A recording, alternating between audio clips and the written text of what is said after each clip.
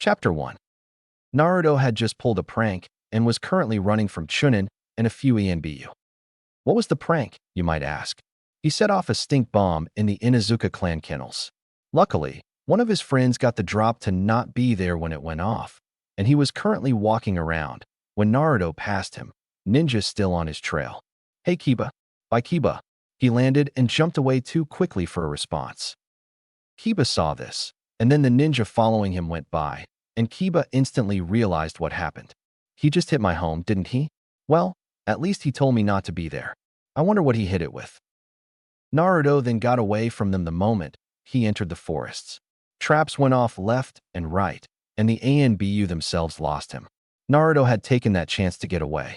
After 10 minutes of trying to lose them in the forest, he found a clearing. Okay, what is this place? I know every inch of this forest, and not once have I seen this place. It was a beautiful area filled with flowers. He seemed at peace here. Why do I feel this way? I know I shouldn't relax. The villagers don't like me. Still, something's telling me to go further in. He did what the feeling was telling him to do. He followed it to a waterfall in the area. He went towards the waterfall, and it got stronger the closer he got to it. Yeah, there's definitely something about that waterfall. But why does it feel safe? I've never been here before. He went to the side of the waterfall and found there was a cave behind it. The moment he went in the cave, he saw it was even more beautiful than it was outside. To think the tip of the iceberg was outside. This is unreal. He walked around and took everything in. The scent of the air, the flowers, the cottage. Wait, cottage. There was a small cottage in the cave, directly in the center. Does that mean someone lives here? He walked up to it and was about to knock when he felt like he should know who stays here. Instead of knocking, he grabbed the handle and opened the door. He went in and found it extremely dusty. This place looks like it hasn't been used in years. He coughed a bit before looking around. He found a library and figured that if there was one place to figure out why the place seemed like he should know about it, this was the place. He went through books and scrolls. Then he found something with a note on it. He picked it up and read the note. To whoever finds this place. If you made it here, then that means you have Uzumaki or Namikaze's blood. Only one with either of those bloods flowing through their veins could find the clearing, and then the waterfall. This place was supposed to be kept a secret, and since both clans had very few numbers, only one on record for each in the area, then we figured that only my son would be able to get here, as he is both Naruto Uzumaki or Naruto Namikaze. If either of those happens to be your name, then everything in this cottage, the clearing, and the cave belongs to you. However, if you have to read this, then that means I'm dead, and so is your mother. As such, this is your inheritance. In this book is something no one else knew about. Only myself and my wife, though she was kept secret from all but a few, knew about it. If neither of us are alive, then I am sorry for what happens to my son, who is still not born when I write this. I can only imagine how I went out. Anyway, if I am not alive, and neither is his mother, then he will find everything about both clans here in this library. Naruto, I am sorry if you have to read this to find out about me like this, and I hope you can forgive me, should I not be around. Just know a few things. No one knows what a bijou is capable of, and if Kushina is not around, then it is likely that the Kyubi no Kitsune has escaped and did something. As a seal master, I would have to do something about that. This book has my secret research in it. I would like for you to go through it. Take every word inside to heart. You are my legacy. I can only hope that you manage to find your way, and everything is okay. By the way, if you are truly my son, and your mother is dead, then it is likely that I did something I will regret for eternity, and that would be sealing the Kyubi into you. If I did, then there is a jutsu in this library that will help you immensely. Look for the Shadow Clone Jutsu. It took me a few days to master it. See how fast you can. Anyway, there are a few things I should say. I am sorry if I was not there to see you grow up. I'm sorry that I would have to leave you alone if I did. There is no excuse for abandonment, but sacrificing your life to make sure your only son lives is one thing I would do in a heartbeat. I only hope that doesn't come to pass. Should you wish to be a ninja, take your time. Push yourself forward no matter what stands in your way. Never give up. Stubbornness is a usual Uzumaki trait, but don't let it get out of hand. Find a nice girl. Help those that need it.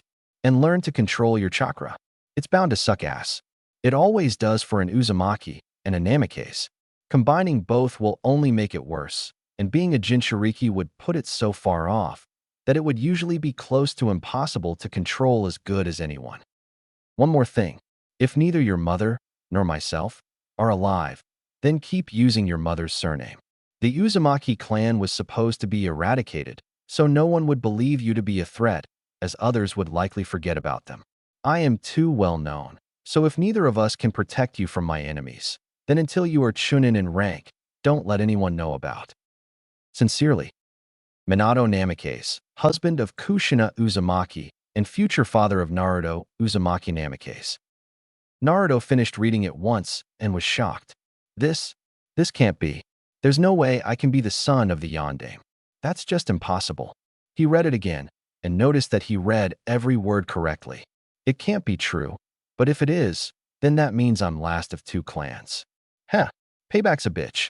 I can only think that Gigi kept it a secret for the same reason that he did. My father's enemies would all come after me, and it would make things even worse. If that's the case, then they thought like mine. He took the note and pocketed it. He then started reading the book the note was on. It was titled My Secret Research on Chakra Theory. Below this, it had the words, For my son's eyes only. For the next few days, he was reading the same book. This stuff is amazing, and I can actually understand it all. It's as if he knew how I would think. Meanwhile, in the Hokage's tower, Hiruzen Sarutobi, the Sandaime Hokage, was looking for Naruto with his crystal ball. He was having no luck with it, and Irika came in. Lord Hokage, please tell me you found him. Unfortunately, I haven't. His location escapes even my ball. I could find him anywhere inside Fire Country, even into the neighboring nations. There are only 2 places he couldn't be found in that entire area. Only one is nearby. Unfortunately, not even I can enter that place. The other one, he wouldn't be able to reach without me noticing his absence beforehand. Even for a ninja, it would take 2 days, maybe 3. Guy is the only one who could reach that one in less than 24 hours, and even that is pushing it. Sarutobi told him. If that's the case, then how can he enter it? Irika asked.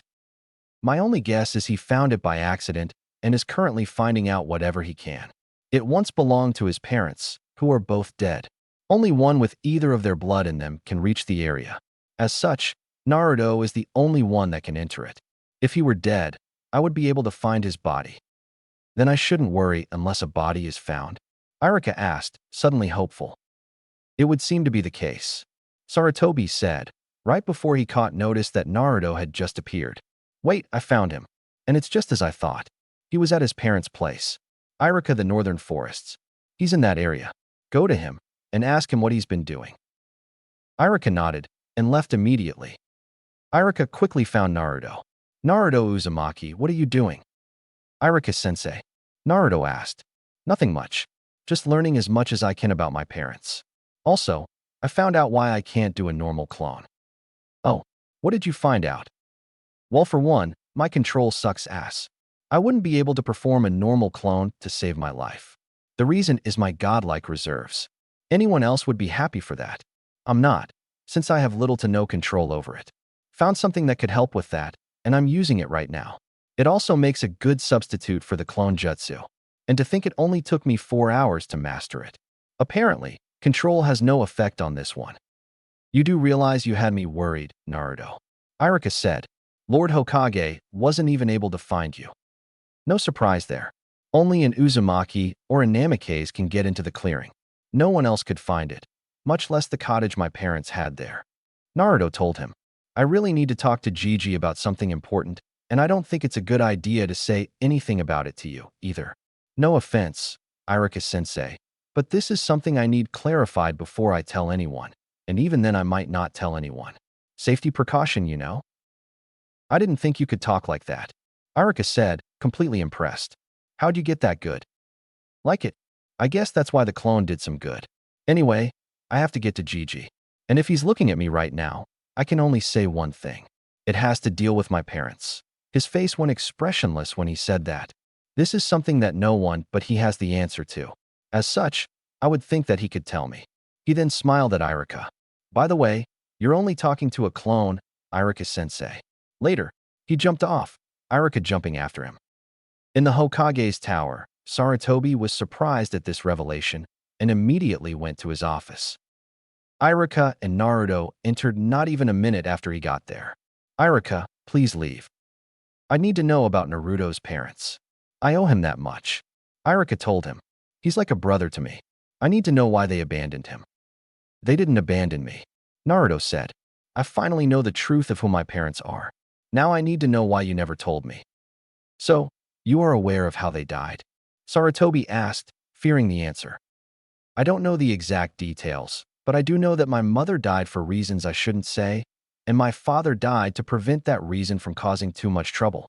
In the end, they both died the day I was born, sacrificing themselves so I could live happily, Naruto said. Sarutobi nodded. Iruka, I still think you should leave before we go any further. I'm afraid I'm going to have to decline, Lord Hokage. Iruka told him. I care for Naruto like I would a little brother. You can't change my mind on that. Naruto would have made a surprised face if he didn't work on that. Sarutobi just nodded and activated privacy seals. Remember, Iruka, what you are about to hear, no one else can know. Naruto, you are correct. They didn't abandon you. They did, in fact, die the day you were born. Since no one else can hear us, now I can say what I believe your father would say if he saw the way you were treated. Sarutobi sighed. This village is filled with idiotic bastards that can't tell the difference between a jar and the mayo. Naruto snickered at that. Considering the fact I already know about him, I'm actually inclined to agree. Sarutobi paled at that. By the way, he told me more about my mother than I know what to do with. Helps when he was sealed in her. How do you know you can trust it? Sarutobi asked. Well, he doesn't have a reason to lie. He doesn't like his current position, but at least he somewhat accepts it. He's seen my entire life so far, and you would not believe what he said after that. Naruto told him. What are you talking about? Sarutobi asked, a little curious. Flashback. Naruto found himself in a sewer the first night when he went to sleep. What the? I thought I was in my parents' old cottage. Why am I in a sewer? He started wandering around and came up to a gate. Naruto looked at the gate. All right, who are you and where am I? Do you not see the tag on this gate? A gruff voice said. I see that, and it means you were sealed. It doesn't explain where we are and who you are. Naruto told the being that had yet to show itself from the shadows. Well, this is your mind. If you're smart, you'd be able to figure out the rest. Naruto took a few seconds to figure out what the being said. Then his eyes widened in realization. You're the Kyuubi no Kitsune, aren't you? Naruto questioned. And this is how my mind interprets the seal, isn't it? You're not as dumb as you look, kid. The shadow then gained a form. Yes, I am the Kyuubi. And yes, this is the very seal keeping me within you. Now why have you come here? I was hoping you could answer that question. I don't have a clue. Naruto admitted. I went to bed and found myself in here. Well, I'm not going anywhere. I already know of your father's strength in sealing. It would take over a decade to break out of this prison. Why not ask a few questions? Naruto thought about a few things on his mind. Okay, the first thing you thought about, that was not my doing. Not entirely, anyway. The second question you came up with, I don't know much about your father, but being sealed in your mother, I know everything about her. Too nice for her own good. But when she was pissed off, let's just say that it was worse than the night you were born, and leave it at that. Okay, are you reading my mind or something? Naruto asked. This is your mind. Kyuubi sweat dropped. As such, all your thoughts get projected to my ears. Now for your third question. I don't know much about your life, as I only get bits and pieces of your memories. So you don't know what happened for the last 12 years of my life? No, nothing of value anyway. Care to talk about it? I'm doing you one better. I'm giving you full access to my memories. Just don't cry to your mother when you see them, Naruto told him. Oh please, there's nothing that could make me do that, Kyuubi said, before the images rushed him. After all that, he opened his eyes, and Naruto could literally see the rage. Those foolish humans. And they have the nerve to call me a demon? Not even I would treat children that badly. Naruto was a little scared at that little outburst. Kyuubi turned his eyes to Naruto. Naruto, I don't pity you. In fact, I envy you.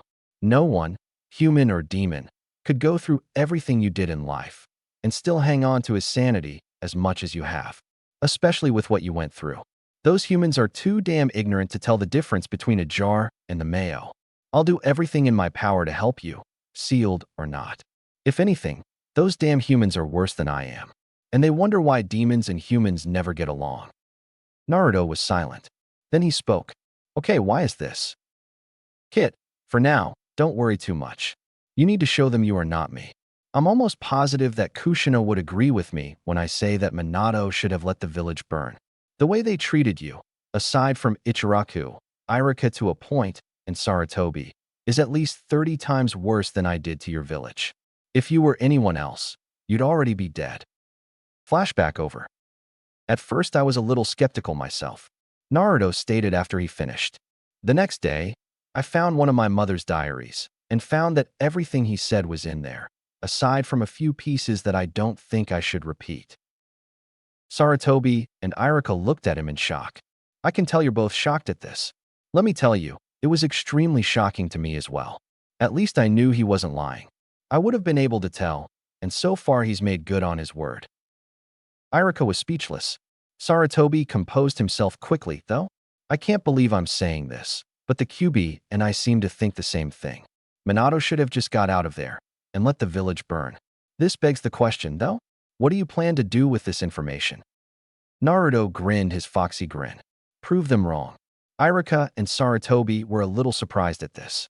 It wouldn't do much good to run away from a threat. My father wouldn't do that. Neither would my mother. I have to live up to their reputations. For that reason, I've been learning everything I can from their cottage. I still am, in fact. You do realize you still have to go through the academy, right? Irika said. Do you think it would be a good idea to have me learn in a place where the majority of the teachers would rather have me dead and stunt my growth? Or would it be better for me to learn in a place that I actually can learn the right way? I've learned more in the last 2 days than I could ever learn in the academy. I was gone for 5 days. What does that tell you? Naruto asked. I just wish to see how you were learning. Maybe help you in ways that would work. The other teachers are idiotic fools. Irika said. Unfortunately, I wouldn't be able to get there. I can make that possible, you know. Naruto said, shocking them both. What do you mean? The Namikaze and Uzumaki blood requirements are only the default setting for the space-time barrier jutsu. If I had his blood, I could allow him to enter it, but only him. Not his parents, nor his children. Only him. If I trust them with all my heart and soul, they couldn't get in without that one piece. I already know how to pull it off, but it seems that there are 2 others that were allowed in this way. My father's sensei and one of his students, since 2 had died on a mission before it happened, he was the only one left. I already know who they are, too. At least, I know their names. Sarutobi looked at him. I already know where one of them is, and the other is not in the village. He has a network to maintain, so he can't be in the village much. Naruto nodded. Well, I've got some more things to read up on. 2 things to say. Use shadow clones for paperwork, and shadow clones rock. He then disappeared, turning out to be a shadow clone himself. Sarutobi stared at the spot Naruto was at and blinked twice. The hell just happened? Shadow clone? Isn't that a Jounin-level forbidden jutsu? Why would he know about it? Did he say that he had an acceptable substitute for the clone jutsu? Irika nodded at that. The shadow clone jutsu doesn't rely on control. With his potential reserves, he could make at least 1,000 and still fight. Jounin could only make 20, maybe 30, 50 at most, but then they wouldn't be able to stay conscious after using a mere D-rank jutsu. And if he finds out about the memory transfer piece of it, that means he really could have learned everything from the academy, and then some in the past 5 days. Remember, no one is to know what you heard in here just now. Telling anyone will result in death. It will be considered an S-class secret. Irika nodded. This conversation never happened. Agreed. Sarutobi said, before deactivating the privacy seals. You should get to your class, Irika. Do not worry about Naruto. I am sure he will be fine. Back at the cave, Naruto picked up his head as he got the memories of his clone. So I was right. Gigi knew of the risks, and he even agreed that the villagers were idiotic, ignorant bastards. Well, at least we know he's on our side. Your clone did not listen to Irika's response to it, so why tempt it? I'd have to figure out if there was a way to reverse it before I go for it. He turned the page in his book. At least I have my inheritance now. I mean, really? My parents had that much money hidden away. Your mother, not surprised. She was the last supposed survivor of the Uzumaki clan. She would have everything that wasn't destroyed with her clan. Your father, I couldn't say, but I believe he's glad you have some good things regarding his techniques. Not to mention you've been working on the things he didn't finish. Yeah, I want to make them proud. Naruto told him. I want to finish what my father started, but I believe it would be a good idea to start sending shadow clones to the academy. You know, see how things progress. No, not a normal shadow clone. Instead, use a bit of my Yuki for the clones, along with your own chakra. It should act like you would without any of this.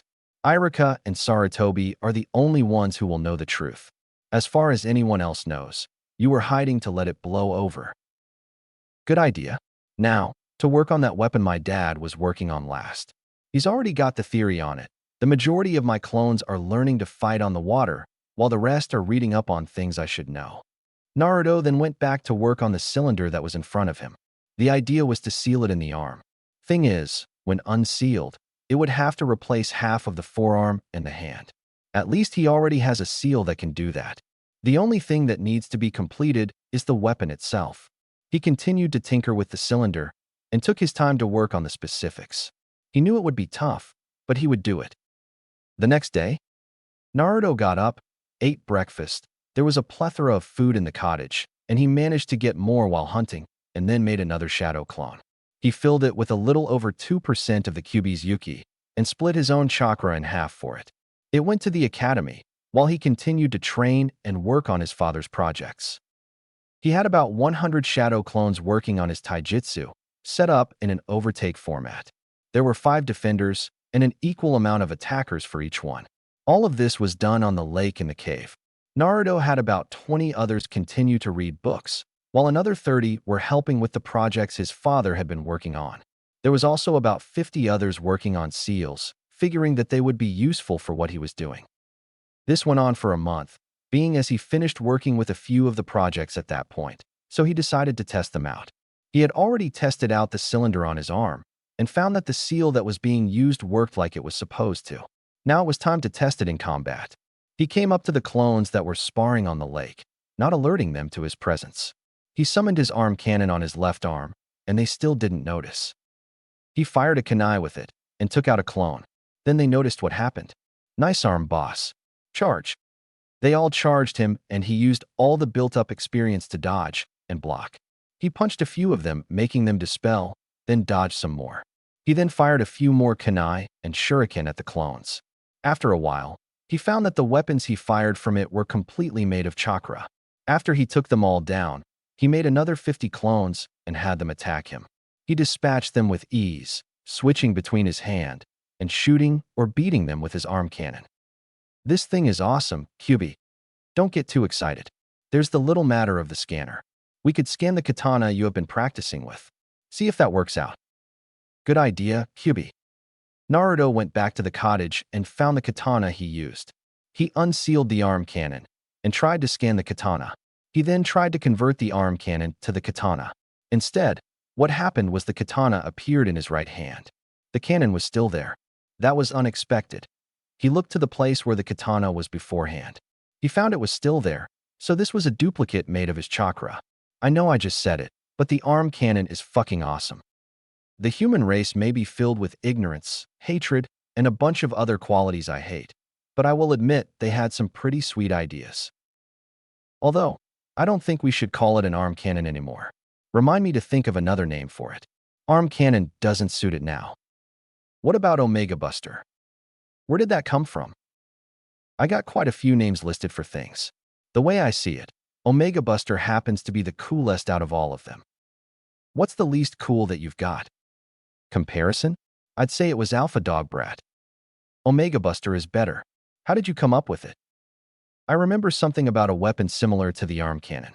It was completely fused with the arm, but there was no way to transform it back to a hand. Omega is the last letter in an alphabet of some foreign language. Put that as it would be the last thing your opponent sees. As for Buster, well, the original weapon was called Mega Buster. I figured it should have something to resemble the name. Omega Buster it is, then.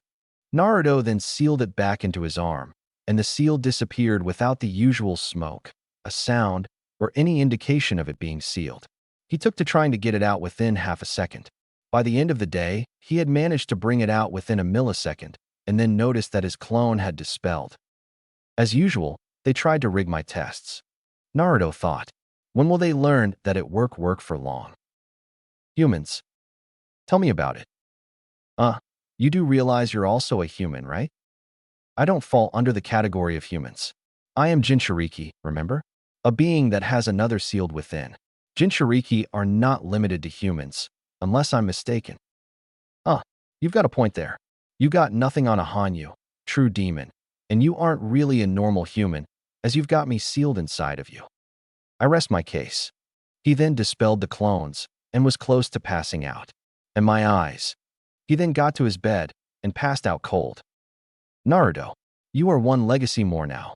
That of Minato Namikaze, Kushina Uzumaki, and now, that of me. One day, you will make us all proud. I can only wait until the day you meet the rest of the Kitsune. Kyuubi thought before crashing himself. Naruto got up the next day. Kid, don't worry about training yourself today. You only have a week until graduation, so you should go there yourself. Leave a Yuki clone and several hundred shadow clones here to work on things. You go to the academy in person from now on. You're not going to fail like you did the last 2 times. Are you sure about this? Naruto asked. He has grown accustomed to Kyuubi's weird suggestions, but this was far beyond the norm. Not completely, but I figure it's time we take the academy by storm. Or should I say maelstrom? I get it. Naruto replied. You think it's time I drop the mask, though not completely? Bring about the terror known as the maelstrom of the whirlpool? Couldn't have said it better myself. I try. Naruto told him before doing as asked, and leaving the place himself. Academy.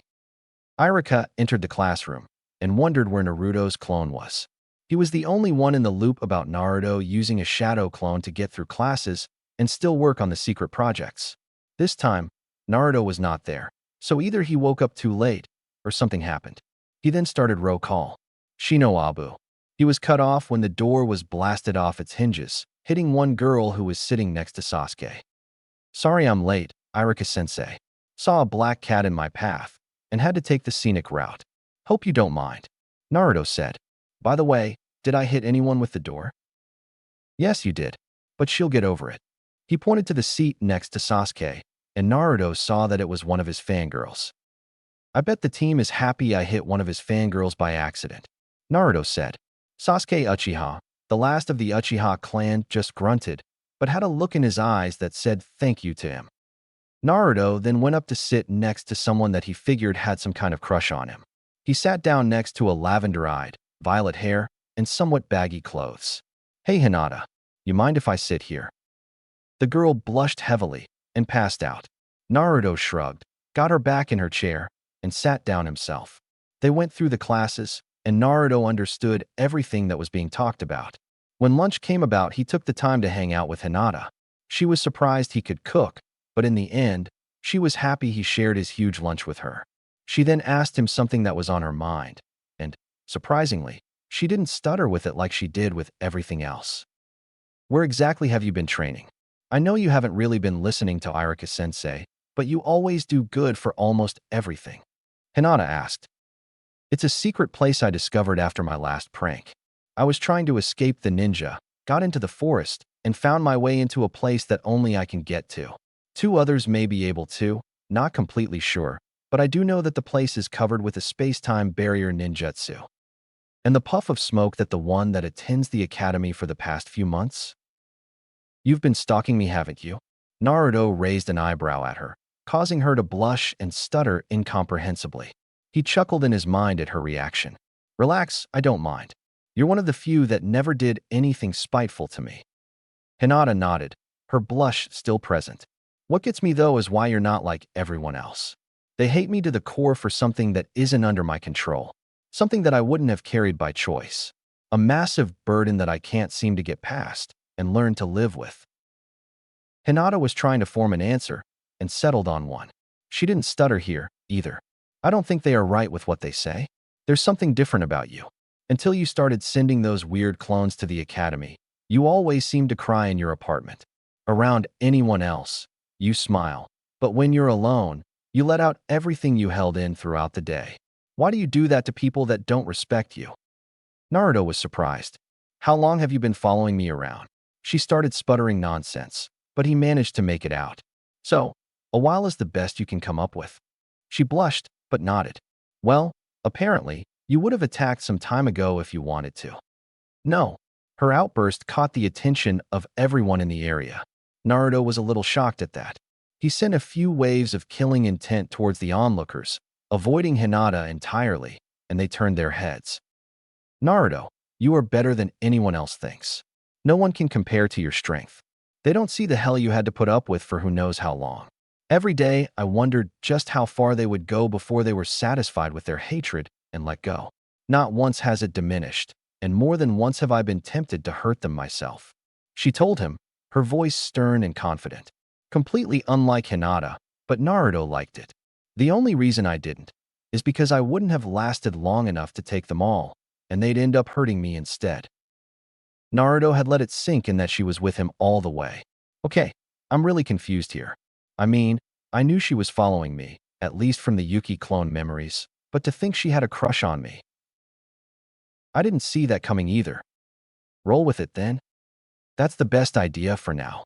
Naruto looked at Hinata, who went back to her shy persona.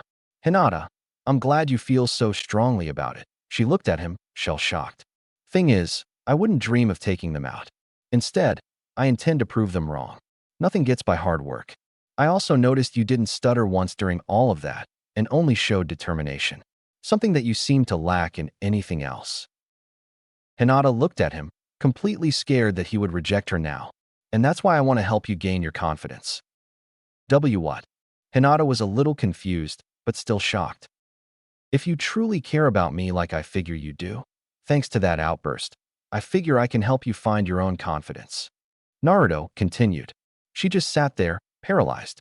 She didn't know what to say to that. I'm no good. Why would you help me? How do you think the Yondaime Hokage started out? Naruto asked, confusing her with the reference. He was an orphan, no clan, little heritage. Yet he became Hokage. There wasn't even a bloodline to note, since his parents were never truly known. He turned out to be one of the strongest ninja that ever lived. A clanless, no talent, loser managed to become Hokage. Our Sandaime was similar. He may have had a clan, but there was no bloodline helping him either. In fact, the only Hokage that actually had a bloodline was the Shodai, and that was his ability to use Mokuton. The Nidaime didn't manifest that bloodline, so he didn't really have one to boost his power. Hinata looked at him in awe. She didn't realize he had truly been smart, even with them trying to get him to fail. He then continued. The answer is he was exactly like me. However, he once did have a clan, as did my mother. They're both dead, and their clans were both eliminated. Any survivors are currently hiding, and no one knows who they really are. He was weak, as was everyone when they start out. Those that have bloodlines and progress extremely fast are considered prodigies. Those that get strong without them and rely on hard work and determination are geniuses. Then there are the true geniuses, like Shikamaru. Their IQ is far above anyone else, and tend to have some kind of quirk that makes them less desirable. Hinata thought about what he was saying. What do I have do? Find a reason to get stronger. Someone that you want to help out, someone you want to protect, or maybe to prove others wrong. Whatever it is, it has to bring out the best in you whenever you remember it. Your determination is buried deep within. You have to be able to bring it out when you need it and use it at will. In other words, you need something or someone to keep you going when you have nothing else to live for. A drive. That's the first step for anything. What keeps you on that path is what you should remember. Hinata thought about it. There is something that would work. Then focus on it, and when all hope is lost, you will find strength you wouldn't believe you had beforehand. Naruto told her, Come on, lunch is almost over. We should get ready for the next class. She nodded with a blush, and they ran off to the next area, where they had to spar with one of their classmates. Naruto got paired up with Sasuke and sighed. Yo, team. For this, why don't we forget pleasantries? You don't like me, and I don't like your attitude. So, Let's skip everything else and get straight to the fighting.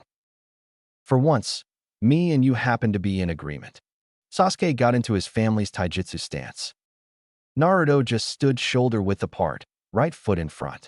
Knees were bent at 120 degrees. His right hand had his pointer and middle fingers hooked, while his left hand was to his side, and behind him, all fingers outstretched. Iruka noticed his posture and chalked it up to a new taijutsu that Naruto created himself. Everyone else, stop your spars and watch Naruto and Sasuke.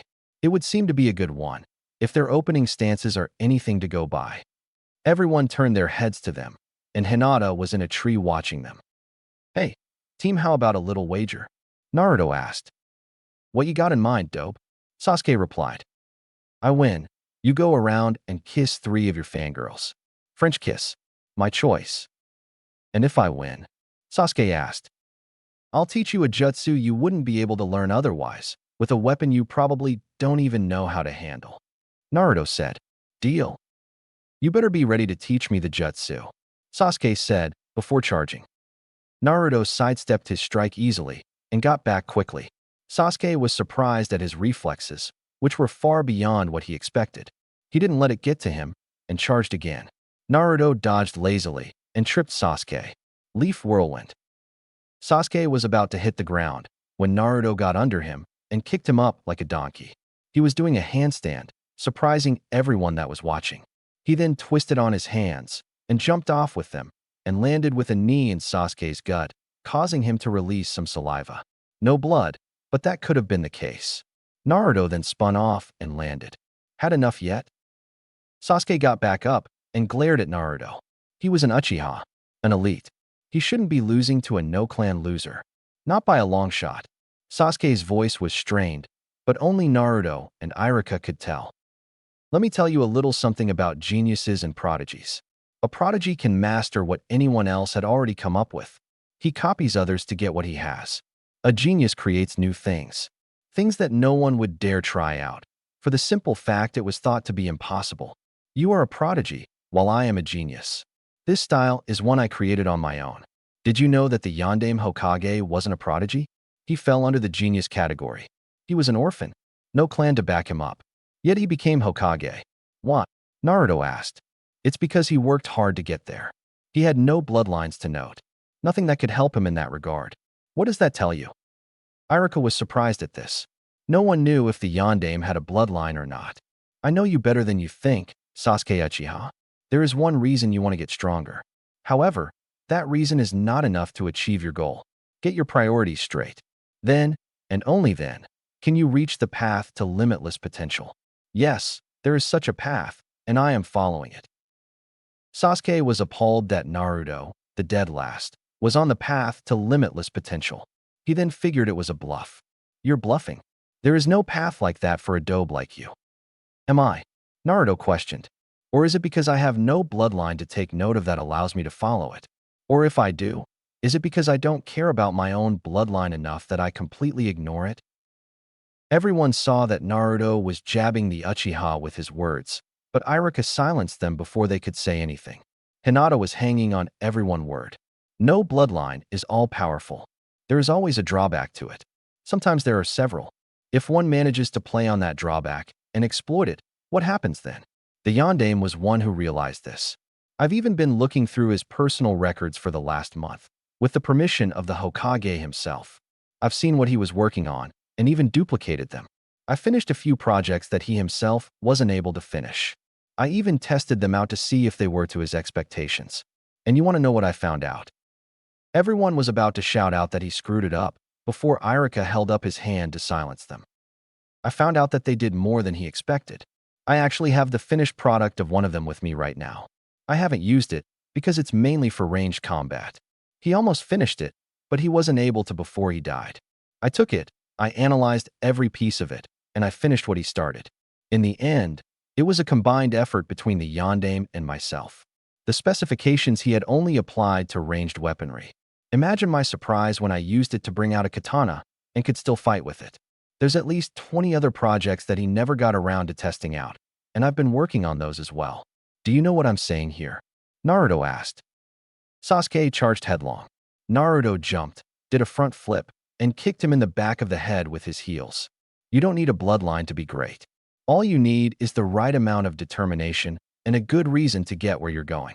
Your drive is the reason, and it brings out the determination. The drive itself will determine how much determination will come out.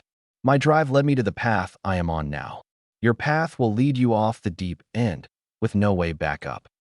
Sasuke was struggling to get up. Shut up. Why should I shut up when I'm right? My drive doesn't depend on killing one person or many people. My drive is to protect. Why do I choose to protect? Because when you protect something you care about, you draw on power you never thought you'd ever have. This is a known fact, as I once saw a civilian, with no shinobi training, pull off a shunshin to protect her son. You'd be surprised how many people do things that would normally seem impossible for them when they want to protect someone or something precious to them. Sasuke charged him again, and Naruto got behind him and knocked him with a chop to the neck. Learn your place, was Naruto's last words before Sasuke lost all consciousness. Iruka-sensei, when he wakes up, make sure he remembers the little bet we had. I already have 3 in mind, and he should know he would have to follow up or he would shame his clan name. Sasuke woke up a few hours later, Iruka right next to him. The next day, Sasuke followed up on his end of the bet. Naruto watched. Sakura, Haruno, and 2 nobodies were chosen, and he saw them all. He still didn't expect what happened after the academy was let out. Sasuke had picked up Sakura, and they disappeared for a bit. Naruto found them quickly, though, and managed to listen to them. Naruto had managed to obtain Hinata's blood sample that day, and managed to allow her into his home. The next day, her training would start. They were let out of the academy, and Hinata was grabbed by Naruto before he ran out. They made it to the northern forests, while Iruka followed them. The moment they both disappeared, Iruka was a little shocked. Iruka tried to get in, but found himself unable to. I don't believe it. He let in Hinata, but he didn't let me in. The kid is an enigma, but who would have saw this coming? Hinata saw the field of flowers and was in awe. So pretty. She began to admire the flowers when Naruto led her to a waterfall. No offense, but why the waterfall? It's not the waterfall itself, but what's behind it. Naruto walked to the side and showed her the entrance to a cave. When she looked around, she thought her mind was in heaven. Welcome to my home. If you thought the field outside was heaven, you wouldn't be able to call this the same thing and do it justice. Hinata just nodded in agreement. I don't see a single sign of training here, though. I know, Naruto said. This place has 4 training areas, to be honest. One has a massive lake, another a bunch of targets and dummies. The third one has a bunch of things that you'd be better off dodging. The fourth one, well, that's where I tested the Yandame's ideas. Well, except for one of them. I came up to the lake for that one. He started walking towards the cottage in the center. Come on in. She followed him inside and was surprised at how clean it was. Welcome to the old home of the Yandame and his wife. Hinata stared at him as if he grew a second head. What do you mean? I thought this was your place. It is now. Naruto motioned to the stairs. There's something in the library that I figure you should see. It will explain everything, but you are not to tell anyone what you see. If word got out about me owning the personal possessions of the Yandame, all hell would break loose. Just you being here would be risky for this. I wouldn't tell a soul unless you said it was okay. I swear on my honor as a Hyuga. If I do tell, I'd gouge my own eyes out, which is a sin against the clan. Hinata told him. Naruto nodded and led her to the library. He walked over to the note that he found the first day. This is what I'm talking about. I found it my first day, mainly out of curiosity. The place was covered in dust, but the flowers outside were strangely maintained. Not a single wilted flower. He handed it to her, and she read it. She looked at him in surprise, and he nodded. She read it again and was starting to cry. She dropped the note and hugged him. I had no idea you would have to go through all that, she said, after a few minutes of hugging him and crying into his shoulder. I've accepted the fact that my parents aren't around, and even the fact that I keep the Kyuubi at bay. Naruto told her, rubbing her hair, trying to calm her down. Quick question. What would you say if the Sandame and the Kyuubi himself actually agreed on something? Hinata looked at him. Like what? The villagers being idiotic, ignorant, and not able to see the difference between a jar and the mayo. Naruto told her. She thought about it and nodded. I'd have to agree there. And then there's one other thing they agreed on. Naruto said, piquing her interest. It's the fact that my father should have left the village to rot, instead of sealing the Kyuubi. Kyuubi even said that the villagers treated me worse than he himself would have. Gigi was a little surprised at this, but agreed at that, too. Surprised me, at least. Hinata looked at him and saw what he said was the truth. That's rough. A lot worse than what I saw myself. Your life has been hell, and not once have you retaliated. You have a stronger will than anyone else I know. That's an Uzumaki thing. Naruto shrugged. Stubborn to a fault. I'm not out to destroy them. In fact, I want to prove them wrong. With my parents as a reason to move forward, and the Kyuubi backing me up, I guess you can say I'm covered on my own, but there's one thing I'm missing. Someone I could trust my life to. One that isn't myself. He sat down on a chair. I need someone that I know I can trust. One that wouldn't care if I were a human, demon, Hanyu, or whatever. Hinata just looked at him. I wouldn't mind being that person. Naruto looked at her and smiled, causing her to blush. And that's what I was hoping you'd say. Naruto caught her off guard with that. That's why I took the liberty of allowing you in here. I had to take a chance and let someone in here. You were the first person that I've let in here since I found the place. My sensory abilities are far better than they were beforehand. My taijutsu, though not complete, is nominal. I've got quite a few ninjutsu, and even can help others adapt to taijutsu that normally wouldn't suit them. Hinata looked at him with surprise. You think you could help me with that? Which one? Naruto asked. Taijutsu. No matter how hard I try, I can't get the Jukin correct. The Hyuga clan hates me for the fact I can't even do the basic movements for it. Hinata admitted. Well, the Jukin is normally an earth-based taijutsu, meaning it's more for defense. An earth element user would be able to use it extremely easily. Any Hyuga that doesn't have earth as either their top affinity or their second best wouldn't be able to use it effectively without making an adaptation. Naruto told her, surprising her. Do you think that's why I can't get it? Hinata asked. I don't know. Naruto admitted before he got a box. But we can find out here and now. He took out a piece of paper. These strips of paper are extremely rare. They are like chakra paper, but instead of showing the most dominant, it shows the top 2 or 3. An Uzumaki clan specialty. I have wind, water, and fire as my top 3. He pulled one out and handed it to her. They function the same way as normal chakra paper, so all you have to do is channel chakra into one. The moment she did so, it cut in half, with one half turning soggy. The other half managed to stay the same. Wind and water. Damn. Is there anything you can do with this? It will take a bit, but I figure we can handle it. The Jukin itself is usually earth-based. That means it's more defensive and not much for offense. The lack of external wounds attributes to this fact. Wind is purely offensive and hard as hell to control. It's more dangerous than fire, which is actually easier to control. Water is a completely balanced element, good for offense and defense. He inspected the piece of paper closely. It seems you have a greater affinity towards water than wind, so we'll start there. How can you tell? Hinata asked, curiosity the dominant thing in her voice. Naruto began to explain the pieces of each one. The piece that went soggy wasn't completely soggy, but water was almost literally dripping from it.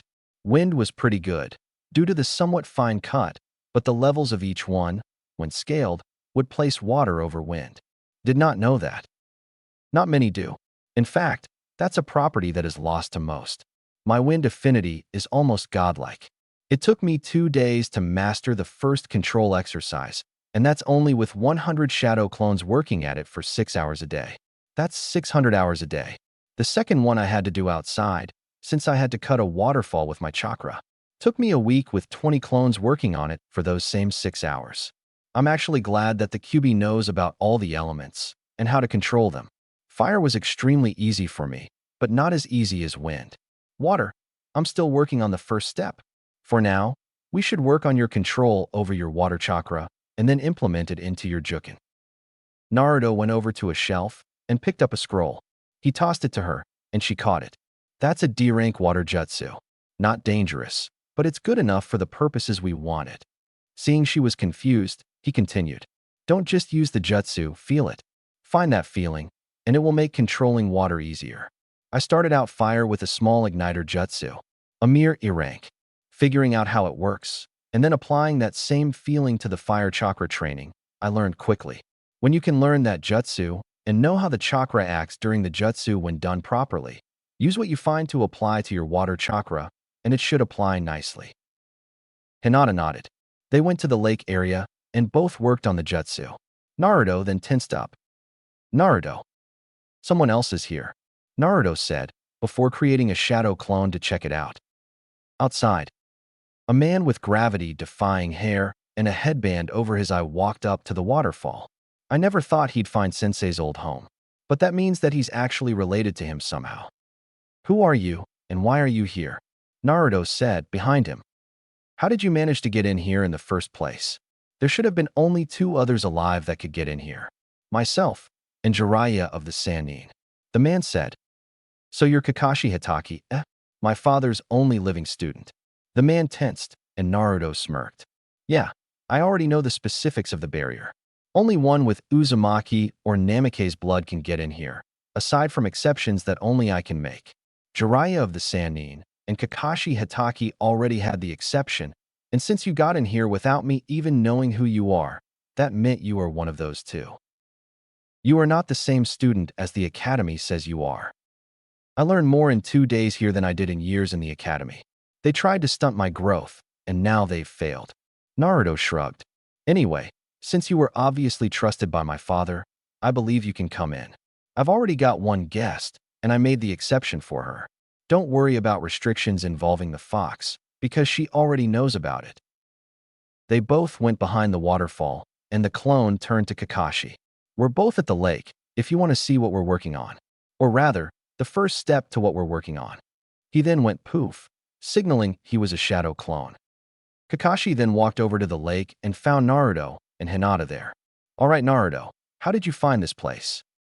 Hinata looked up, as did Naruto. I merely found it by accident.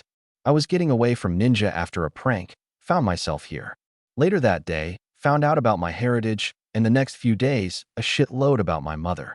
I still don't have much on the personality of my father. All I know is he was a highly noble man that wouldn't have one of his subordinates make a sacrifice that he, himself, wouldn't. Aside from that, I've got nothing. I can help with that. I know him better than most. Second only to Jiraiya himself, and even that is a close call. Kakashi admitted. What are you really working on? Or should I even know? Trying to fix her problems with the Jukin. Water is her main element, and that's what we're working with, to get her better at it. Kakashi nodded. So you're having her learn a water jutsu first? It's supposed to help her get a feel for water chakra. I had already got it down, so I'm just waiting for her to get through it. Kakashi nodded at that. Kakashi just sat down at the edge of the lake and watched them. Hinata got it down after 20 more minutes. Looks like you've got the jutsu down. Now to answer a question. How does the chakra itself react when using the jutsu?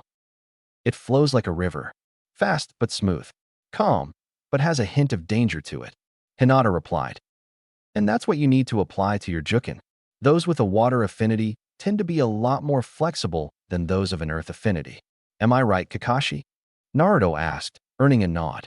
So you have to make your strengths work for you. Your own version of the Jukin. That's what we're going to work on now. Remember that feeling. It will help you in the long run. Hinata then walked over to them both. I don't think I'd be able to continue from here today. Not without rest. She passed out, and Naruto caught her. You worked her to the bone, didn't you? Kakashi asked. No, she was pushing herself past her own limits. I didn't say to do that, and she still did it. She would rather help me than hurt me. I was right in trusting her. She knows about the QB, as my clone told you, and she still doesn't care. She even cried into my shoulder. Come on, let's head into the cottage. Let her get some proper rest. It's almost time for dinner, and I still got to make it. He carried her bridal style to the cottage and put her on a bed upstairs. He wrote a note and put it on the nightstand before leaving to make dinner. Kakashi and Naruto talked a bit about his father, while a shadow clone made the dinner. During this, Hinata came downstairs. Thanks for letting me rest, Naruto. But I'm fine now.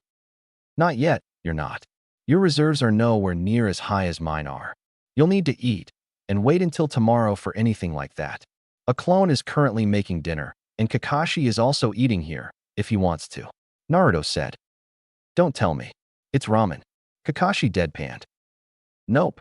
I may be a bit of a ramen nut, but that was because of my upbringing. I can't just eat ramen all the time and learn to cook. At least it's edible. Naruto shrugged. The clone came into the room. Dinner's ready. The three walked in, and Kakashi was surprised at the spread. Okay, how did you manage to cook all of this? Kakashi asked. Try it out, Naruto said, taking some for himself. Hinata took a few pieces of scalloped potatoes with ham chunks in it. She tasted it, and then continued eating it. Please tell me I did some good with it. You didn't do good, Hinata said. This is far beyond what the Hyuga clan would ever go for. I might have to get you to teach us some recipes if all your food is this good. She beamed at him. Naruto just grabbed his head. Well, I guess that's what happens when you follow the cookbook my mother had. It doesn't have any of her special recipes, one of which happens to be in that bowl right there. He pointed to a bowl of sweet potatoes. The sweet potatoes happens to be from her recipe book, not the regular one. I'll taste that one first, Kakashi said, taking a bit. His visible eye widened. How did you manage to get it spot on? Just follow the directions, and you're good. Naruto shrugged off the question with ease. They all finished the entire spread, the majority of it going into Naruto's stomach. Kakashi, you might want to take Hinata home, Naruto said, after a while. I'm still not well liked in the village, so it would be better for her that you bring her home. In the meantime, I'll continue working on some of my father's projects. Kakashi looked at him. Which ones? Are you already in the know? The only one I helped out with at all was the arm cannon. He never finished it, and he was the only one that could. I didn't have full knowledge of it, Kakashi admitted. Well, the arm cannon is no more. It's already finished and renamed, since it did more than he originally thought. He was only hoping for a ranged weapon. Turns out you can scan any weapon, long, mid, or short range. As long as I scan it, I can use it. Thing is, I need to be able to use the weapon properly to use it like that, too. I don't instantly know how to use it with ease. I have to train with the weapon. Shuriken, kunai, my father's special kunai, a katana, and the last one I put in there was Senbon. I can throw all but the Senbon accurately, but I can shoot all of them, minus the katana, with pinpoint accuracy. I haven't showed it to those at the academy, and I don't plan to. I'm going to try getting you on my team. Being my sensei's son means I can teach you what you can't learn from a scroll. I kind of owe to you for keeping my distance, you know? Kakashi scratched his head. Father trains someone, and that student trains the son. Nice, Naruto said. Thing is, the council is likely to have you train the Uchiha. I've dealt several blows to his pride over the last few days, and they'll keep on coming. And if you're on his team, then you'll know that you have me as a Jounin sensei, Kakashi said. If that's the case, then remember I'm late for a reason. Morning? Kakashi nodded at that. Figures. You need to learn to push past their deaths. Move on, but never forget their names. Remember the times where you were all happy. The good memories, not the bad. That should help you out. He nodded, and they both left. Naruto then got ready and went to bed. A few days later, it was graduation day at the academy. Naruto and Hinata have gotten closer. Hinata even knocked out some of Sasuke's fangirls when they yelled at him. Iruka was pleased that someone else was sticking up for him, even more so that it was the usually shy girl in class. Naruto had managed to pass every portion of the exams, even got top ranks on the stealth portion. No surprise, since he's able to hide from A and BU. When it came to jutsu, Naruto performed the shadow clone jutsu, and not the original. He made enough to pass, but that's all. In the end, Naruto graduation scores were the highest, but the rest of the time, his scores the past 5 years put him at the bottom of the year. In the end, he was put in the middle of the class. Naruto and Hinata were now at his place, and she was putting her finishing touches on her Juken. Naruto was watching every step, noting flaws she had in her form. After each session, he told her what she was doing wrong with the movements themselves. She took those into account and fixed them easily. This was 3 days after they started, and she was basically finished. You've done good, Hinata. You've got your form perfect, and your movements are like a river, flowing fast, yet smooth. The water itself is moving along your body as well. Try it again, but this time, he made a shadow clone. Do so on my shadow clone. You have to learn how to apply it in combat now. That's the final step. Hinata nodded and reminded herself that this was a clone. Taijutsu only. Begin. Hinata knew that she wouldn't be able to hold her defensively, so she started to attack, but kept her guard up. The blows went back and forth, and neither could get a good hit in. It was always a dodge or a block. Don't hold back, Hinata. Remember your drive. Picture your opponent as someone that gets in the way of your drive and take them down to move on. Naruto shouted. It doesn't matter who it is in reality. Hinata's moves were suddenly more dangerous. The original Naruto was watching and noticed the difference. She was a lot more beautiful in her moves, almost like a dancer. At the same time, they were deadly. The clone went down, and 3 more were already made and started attacking her. She did the same thing and took them down easily. 9 more came up, only to fall down within 30 seconds. Hinata was running low on chakra and was about to pass out. Okay, that's enough. Hinata came out of her trance at the voice.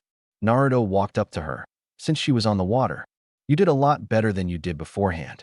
Remember, your opponent is always an obstacle. Picture them as something that stops your drive in its tracks, and use that to take them down. Naruto told her, as he helped her out of the area and into the cottage. A clone had made a light dinner, and was finishing up as they entered. Hey boss, food's ready when you are. Naruto nodded, and they both sat down. Hinata started eating ravenously. Naruto saw this, and picked up his pace with the eating. They devoured the entire spread themselves. Afterwards, they sat down in the library and started reading. Kakashi came in again, and Naruto noticed. In response, he sent a mental command to a clone and he met him out there to find out what was up and then dispel. Mizuki is an idiot. Naruto said. Hinata, you want a real-time test for your style? Why not? I could use it. Hinata said. You coming along? You know it. Naruto and Hinata got up, suited up, and left the clearing to intercept him. Kakashi followed them from afar, sporting an Inu mask. Hinata and Naruto found him easily, one by his chakra, the other by his scent. They met him before he managed to get an hour away from the village. Naruto's left arm turned into a cylinder, and Hinata noticed. She made a mental note to ask what it was later. They converged on his location and found Iruka holding him off. Shut up and die, Mizuki shouted to the already injured Iruka. He was spinning a Fuma shuriken, but didn't get to throw it due to the hail of kunai Naruto shot. He had to dodge the hail, only to find that Hinata managed to predict his movement, and she managed to shut down his arms before having to back off. Iruka was surprised when he saw Hinata try to take on Mizuki, but figured that she wasn't dumb enough to come alone. His thoughts were proven correct when Naruto came down, katana in his right hand, and made Mizuki jump back. Hinata, that scroll on his back. The objective? Hinata asked. That's it. Iruka saw them talk, but was surprised they came here. Guys, get out of here. Iruka-sensei, you're already injured. You're one of the few people that I know I can trust. One of the only ones that are precious to me. He did this to you, and now we're going to return the favor. Naruto told him over his shoulder. So, the little fox comes out of hiding. Mizuki said, glaring at Naruto. Shut the hell up, you bitch. Hinata said, surprising them all with her language. You try to get Naruto to fail just so you could kill him after he took that scroll on your back. Naruto, the Sandaime was right when he said the villagers can't tell the difference between the host and the sealed. You possess the Hyuga, Mizuki roared. He didn't possess me, Hinata said. Naruto, stay back. Naruto and Iruka found something in that tone that they never thought they'd ever hear. Hinata Hyuga was pissed. Okay, but remember, I'm here if you need help. Naruto stepped back, the katana disappearing. Hinata charged Mizuki, knowing that he was a threat to Naruto. She immobilized him with moves not even he has seen a Hyuga use. He was on his knees quickly. No last words for the damned. She landed a strike right to his lung. She walked back to Naruto. He's still alive, but he won't be for long. You want a few shots? Naruto shrugged. Shadow Clone Jutsu. 20 shadow clones appeared and started pummeling Mizuki's prone body. An Ienbyu came up to them. Impressive. I'll take the scroll back to the Hokage, along with the body. The Ienbyu, which Naruto could tell was Kakashi in an Inu mask, said, We'll take Iruka-sensei to the hospital. He'll need some kind of healing. Naruto said. They all split up and went where they were supposed to. Hokage's tower. Sarutobi was pleased that Mizuki was captured, but was a little surprised at the report of his death. And yes, he was dead. Jukin's strike to the right lung, combined with non-lethal pounding of 20 shadow clones? That's what it was, sir, Inu said. Irika Yamano was injured, and the two took him to the hospital for medical treatment. Just then, Naruto's clone came in. Gigi, Irika-sensei is going to be fine. There was nothing major, just a few lacerations. Hinata is already on her way home. Her family is already suspicious of her activities, and she realized it. She's been skipping her own dinner with her family recently, and they're trying to find out why. She hasn't told them why yet, and doesn't plan to, apparently. Naruto, you're one sly dog. I believe the politically correct term is fox. That's what a sly dog is, Naruto said. Also, I believe it would be a good idea for me and Hinata to be on a team. It's for her benefit, as well as mine. With tonight's performance, I believe it would be a good idea myself, Inu said. I see. However, to please a certain jounin, you'd have to have Sasuke Uchiha on your team, Sarutobi said. I'll work out a few kinks. Thanks, Gigi. Naruto then went poof. Are you sure about this, Inu? Completely. I'd prefer not to teach an arrogant bastard, regardless of the council's decision, Inu replied. Chapter 2. Hinata woke up in the morning, feeling completely refreshed. There was a few days before team placements, so she was about to find out something to do, when someone came into her room. Lady Hinata, I was just about to wake you, the branch member said. I take it my father wants to see me about my recent disappearance acts, Hinata asked, earning a nod. Then please let him know that I'd rather gouge my eyes out than tell anyone. All he really needs to know is that I've been working on ways to make the Jukin work for me with a friend. This is something I have to do myself, as the majority of the Hyuga clan would not be able to help me in that regard. Another person came up to them. And why would that be, my daughter? It was Hayashi Hyuga. Father, there is a reason the Jukin was never easy for me to learn. I have found out the reason with my friend's help, and like I told them, I would gouge my own eyes out before I said anything on it. I swore it on my Hyuga status, and even then I'd still lose my eyes. That should tell you how serious I am about this, Hinata told him, her voice never waning. I see you've grown a bit of a backbone. Hayashi turned to the branch member. Please leave us. I need to talk to my daughter in private. No one is to interrupt, not even the elders. Yes, sir. The man bowed and left, prompting Hayashi to activate a few barrier jutsu. Hinata, I am proud that you have been trying to get it to work for you, and even gain some confidence. At least let me know who your friend is. That way I can thank him properly, Hayashi said. I'm sorry, but I can't do that, Hinata said. Not until I'm finished with everything that we've been working on. All I can say is that he's not a Hyuga, and he is the one that helped me realize my problem with the Jukin. And just what is the problem? Before I answer that, I have one question. How many Hyuga have there been that has water as their dominant chakra affinity, with wind as the second best? Hinata asked. Only one. Your mother. Hayashi had a look of indifference, but his eyes showed he still mourned her. She was the only Hyuga not known to have an earth affinity. What does this have to do with anything? Everything, Hinata replied. Those are my two best elements. Water being the highest, and wind being the second highest. I have found no skill in earth element, and that's the problem. The only ones that use the original Jukin used it based on the earth element. Defense only. My main element is water, which is balanced, while my secondary is wind, which is mainly offensive. Add in my flexibility, and you realize that the way other Hyuga are taught would never work for me. Who managed to figure this out? Hayashi asked. My friend has scrolls everywhere in his house. He's been doing extensive research on everything he can. History of the clans currently in Konohagakure included. I still have to work on the Jukin-specific techniques and manage to implement them into it. It will take a while longer before I can, and even have a few ideas to do just that. I would suggest you tell the elders to back off and not question me about my training, and not to place the caged bird seal on me because I'm supposed to be inept. Instead, I'm learning things in a way that would work for me. I already know that the Hokage himself wouldn't be able to find the place, much less enter it. There are only 4 that are currently alive that can enter the place due to a security measure that was implemented years ago. Hinata told him. Let me guess. Space-time barrier ninjutsu. Hinata tensed when he said that. Thought so. No one can know where I've been going for this. I've gone too far to turn back now, and he has been teaching me better than the Hyuga clan has.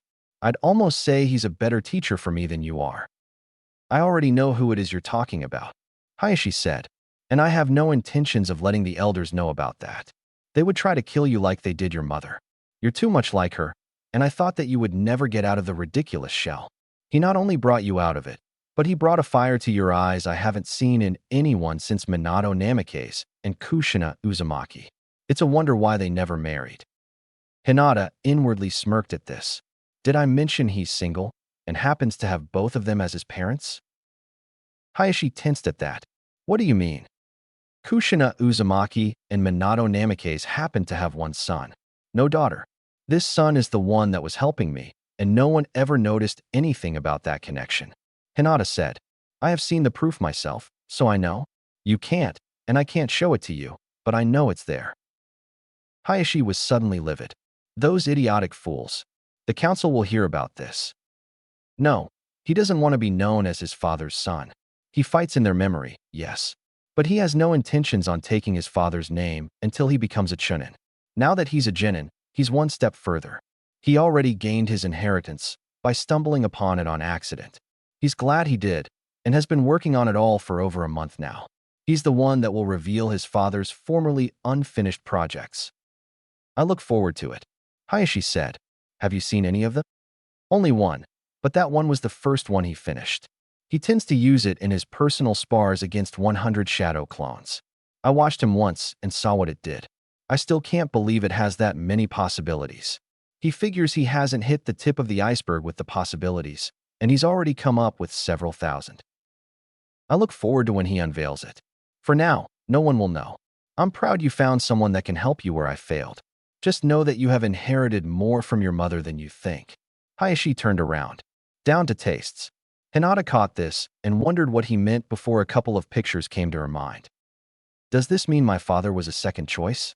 If that's the case, his father was my mother's first choice, and then that means I can go where my mother couldn't due to interference from other girls. It's official. This is the best week of my life. Hinata got ready, ate breakfast with her family, and went out. She walked for a while and found Naruto at Ichiraku's with Irika. Naruto, Irika-sensei. What's up? Hinata walked up. What's up, Hinata? Naruto asked. I'm not training today, and they're just working on the projects I have right now. Oh, okay. Hinata replied. So Irika-sensei, how's your injuries? Nothing too serious. I just can't do anything strenuous for a while. Walking around for a bit is no problem. Irika replied. Naruto, I'm glad you got her out of that little shell. If I didn't see it with my own eyes, I would never have thought she'd do that. He's just one of the fools of the village who lets stupidity and ignorance blind him, Hinata said as she sat down. I'll take pork ramen, please. Coming right up, Tuchi Ichiraku said happily. There was a girl behind the counter. So you're one of the select few that don't care what the other villagers think, huh? It's not that I don't care what they think. In fact, I do care. I don't want them hurting him like they did the rest of his life. I'd probably do more for him than I would for my own father, and he knows it, Hinata told her. Hinata Hyuga. I am Ichiraku, the girl replied. By the way, Hinata, I didn't know that. I wasn't sure if you did, but I wasn't exactly talking about you there. I was referencing my father. He already knows it. He even said that it was only a matter of time for this to happen. My mother was probably close to your father, after all, Hinata told him. You already told him? No, he figured out most of what he knows on his own. I couldn't keep myself from tensing up when he mentioned the barrier. That's probably when he figured it all out. Hinata said. He already knows not to tell anyone, and the Hyuga elders can shove it. Well, I'm glad. I know I can trust you with my entire being.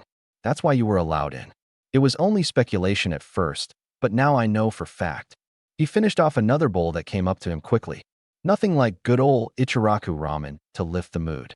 Sorry I couldn't come for a while. I've been busy lately. I can see that, Naruto. I am sad. Just know that if you betray the trust he puts in you. I wouldn't dream of doing that, I am. Hinata cut her off. He's the reason I actually want to get up in the morning. He's the reason I've gotten better at what I have. If those fools that the village calls a council can't see the gem they have dulled, then they are truly idiotic. I take it the drive you found has something to do with me? Naruto asked, confusing Irika. Naruto, what are you talking about? When I went up against Sasuke in that spar, I was hoping she was listening in on it. That wasn't just for Sasuke. Those words were also directed at her. Naruto explained. Yeah, I heard it. I want to help you in any way I can. That is my drive. Hinata replied. Naruto noticed that someone was coming up to them. Incoming Uchiha. Hinata recognized the wording and found that the subject was to be dropped. So the rumors are true. You really do eat nothing but ramen. A voice said that entered. It was Sasuke. So what do you want, team? Naruto asked. Train me. Sasuke replied. I already told you what you had to do. I don't train arrogant assholes who are stuck up on revenge. The only way I would train you myself is if you gave up revenge in favor of something else, or at least have a different reason for it. I want revenge myself, but I am not consumed by it. For me, protecting comes first, revenge comes second. What would you have to avenge? Sasuke had a bit of malice in his voice. The one that killed my parents happens to be alive. You may not realize it, but he was also there during the Uchiha massacre, helping Itachi. I only found out about him over the past month, but I know the consequences. He'll go down, but that's only after I get strong enough on my own power. Until then, there is nothing I can do, so I won't bother chasing after him. He killed my mother with one action, and through that, my father died. In essence, he killed them both the day I was born. Naruto told him. What are you talking about, Naruto? Irika asked. Irika-sensei, my mother bore the same burden I do now. When she was relieved of that burden, she was basically on her deathbed. He's the reason it happened, and the consequences of that had my father die that same night. I haven't forgiven him, and probably never will. However, I know I won't be a match for him for a long time. Plus, there's also the fact that he'd be coming after me, and not once have I forgotten his name. I don't plan on it, either. Naruto replied, causing shock to appear on Irika's face. Naruto then tensed up. I knew that Cyclops was up to no good. You and me both, Kit. You know, for someone who's as paranoid as him, he keeps pretty detailed records. I noticed. Irika-sensei, I have to get going. Something just came up. Naruto told him, paying for his 12 ramen bowls. Later I am. By Naruto. I am turned to Hinata. Why do you truly like him? He's stronger than anyone in this village. If not in skills, then emotionally and mentally. No one, not even the Aburame, would be able to survive what he went through and still stay sane. He still pushed on, even when no one else wanted him to. I heard that his mother was the same way, but she had it a lot better than he did. They didn't know she had that burden. They know that he does, and no one can tell him about it. And you know what? Hinata paused at that. I don't care about that burden. In fact, the fact he can hold on to something like that and still stay sane is a feat in itself. A feat that I know that even I wouldn't be able to handle. He needs someone to be there for him when no one else will. I'm glad to be that one person. Ayam was silent. She didn't expect that kind of answer. Irika decided to ask a question. What about his parents? I know about them, and still don't care about that. My feelings for him didn't change when I found out about his burden, nor did they change when I found out who his parents are. They may have increased when I realized just how bad he had it due to the burden, but it wasn't the burden itself that changed it. His parents don't make him. He makes his parents, and he's determined to make them proud. I only hope that I'm on his team so I can help him with what he needs done. What could he possibly bear to cause all of that? Everyone apparently forgot Sasuke was still there, listening to every word.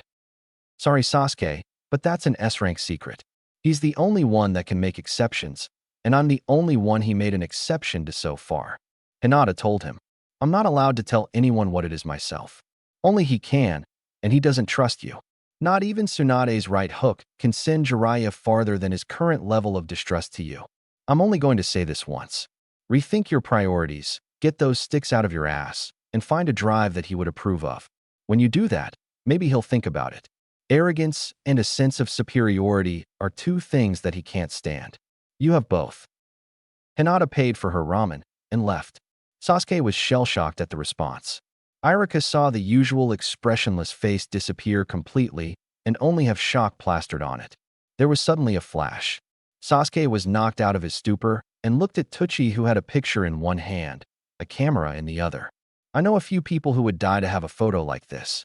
The last Uchiha gets shell-shocked. Sasuke grunted and left in anger.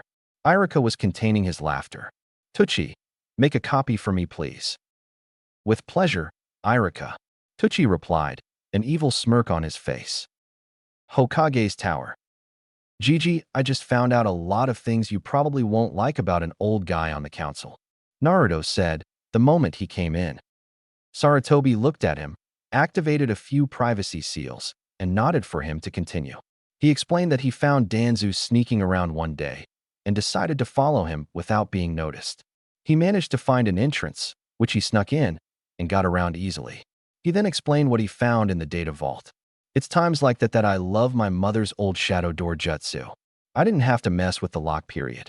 He explained in great detail what he found on a few things. If you got in there again, would you be able to get out with the evidence and not be caught? Sarutobi asked.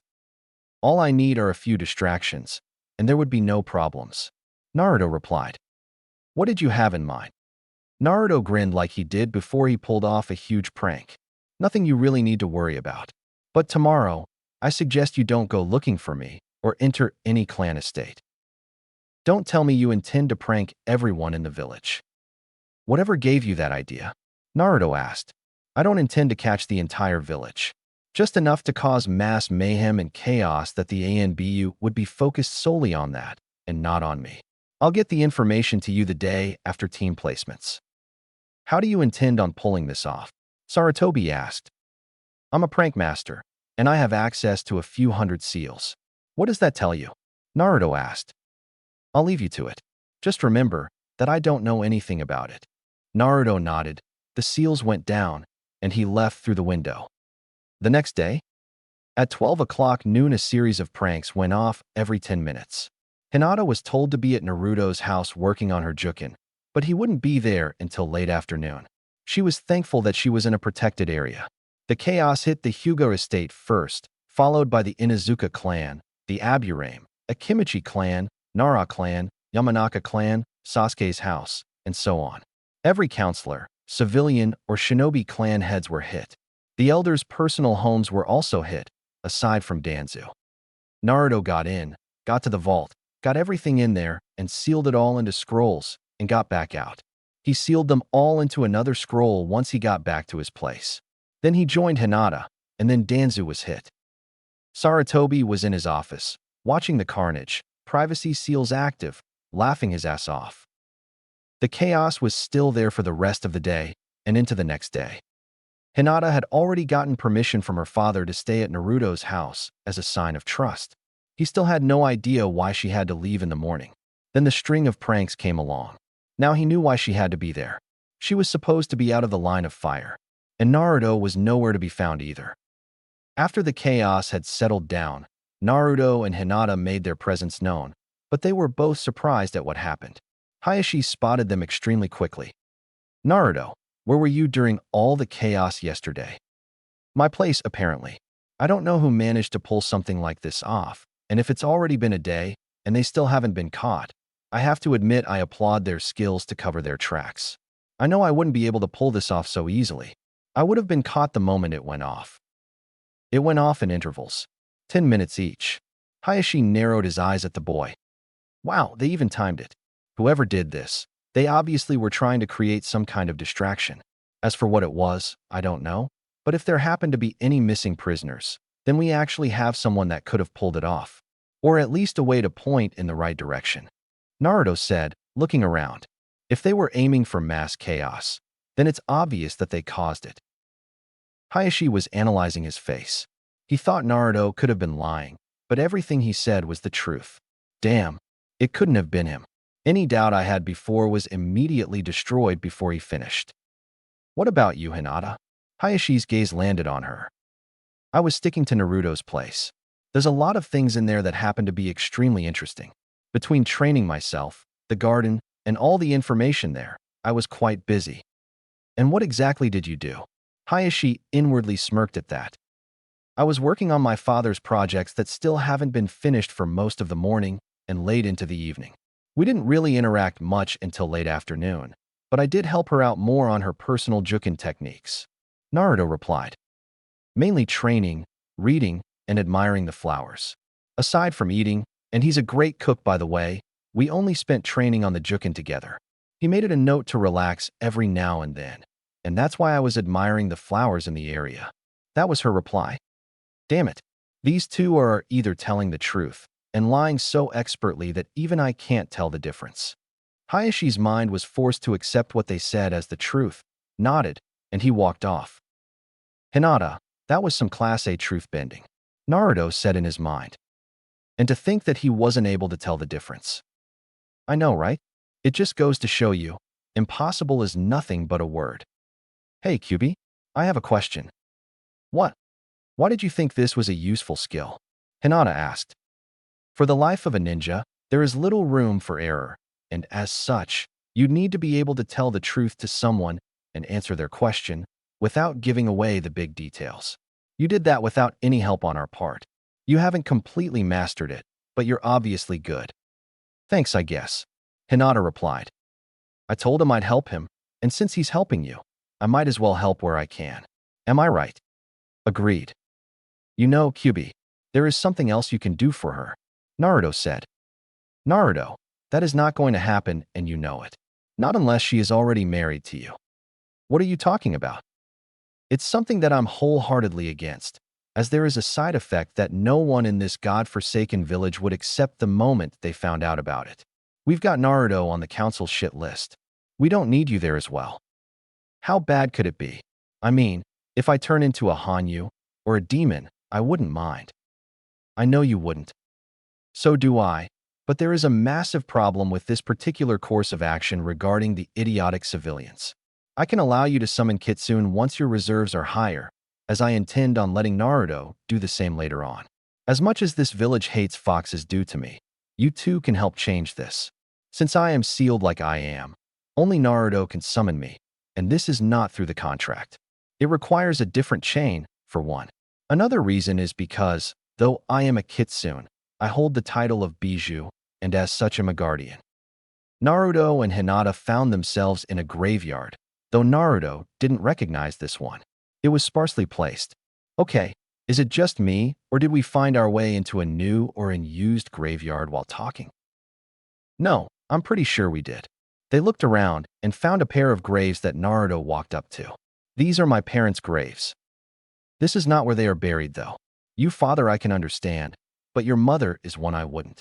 She held no symbol of extreme power since Whirlpool was destroyed, so I would expect she would be here. Her body, or ashes, are not in the area. Naruto was silent, as was Hinata. They both stared at the gravestones. Someone's coming. Naruto and Hinata were instantly on alert, but relaxed when they saw it was the Hokage. Gigi, what are you doing here? Stumble across your parents' gravestones? Sarutobi asked. Naruto nodded. He turned his head. I don't think my mother is buried here. Sarutobi paled. What do you mean she isn't buried here? I dug the graves, made the gravestones, and put her in the casket to lower her into there. The only other one that knows where these gravestones are exactly happens to be Kakashi Hitaki. He's the only witness I can say, and only because he was your father's student. He knows that she was buried here, as he saw it. Kyubi, any ideas to figure out just what is wrong? The only one I can think of is digging up whatever is supposed to be there. And if it's not, then we have someone that defiled your mother's grave. Naruto then went through a few hand signs. Suetun, rock carver. The grave of his mother shifted, and a coffin came up. I figure that if she isn't here, then she wouldn't be in here. He opened the casket and found that she wasn't there, period. That's Fox 32, Hokage 3. Pardon, Sarutobi asked. See for yourself, Naruto said, pointing inside, finding there was nothing there. No way. Someone took Kushina out of her grave. Whoever did this was trying to do something with the body itself. Naruto, what have you found out about the Uzumaki clan that would have something to do with a bloodline of sorts? If they're trying to get the Uzumaki bloodline, it won't work.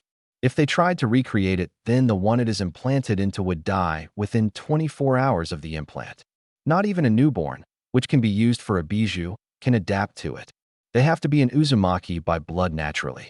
Our bloodline can detect a change in the original DNA and would destroy the body as quickly as it could. No one knows of the Uzumaki bloodline aside from the clan, but even then, few know of it. Luckily, I know how to force it to activate. Force it? Hinata asked. Why would you do that? Hinata, you already know of my burden, and that comes with more trouble than anyone would think. I've also found that the only ones to ever house him happens to be of Uzumaki blood. He can help me when I get the final requirement for it. I may have all the pieces, I just need to get them ready for it before it can happen. Naruto then turned to Sarutobi. Gigi, what elements did my mother have? The top 3 should do. Water, wind, and earth. What? And that's the one difference between me and her. Hinata and Sarutobi were both confused. The Uzumaki bloodline is completely dependent on the elemental affinities. If they can't activate it, it will still pass down. There is only one requirement. Out of the 3, the biggest one cannot be lightning. I have fire instead of earth, and wind is my best. Fire is a close second. That would be deadly with you knowing the shadow clone jutsu, Sarutobi admitted. You don't know the half of it, Naruto replied. With me, those 2 elements alone happens to be extremely dangerous if used properly. Add in water, you could say I happen to have one of the best combinations the Uzumaki clan has ever had. My mother had the second best. What do you mean? Are you aware of what water and earth make? Or water and wind? A nod. Well, I can't combine water and wind like my mother. Once all 3 are mastered, I combine all 3 of them naturally to form an element that has only appeared twice in the entire history of the Uzumaki clan. I'm literally the 3rd one to have the possibility to access it, but because of this, I can't combine 2 elements. Once I pull that off, I'll tell you right now, no one would be able to piss me off beyond recognition and live. That would be the truth either way because of him, Hinata said, earning a nod. True as that is, that would be blind rage. This particular element gets rid of it, and I have my own mind, mostly. An Uzumaki that can use that element, and I have been studying up on it, is not affected in the slightest by a bijou once they can use it.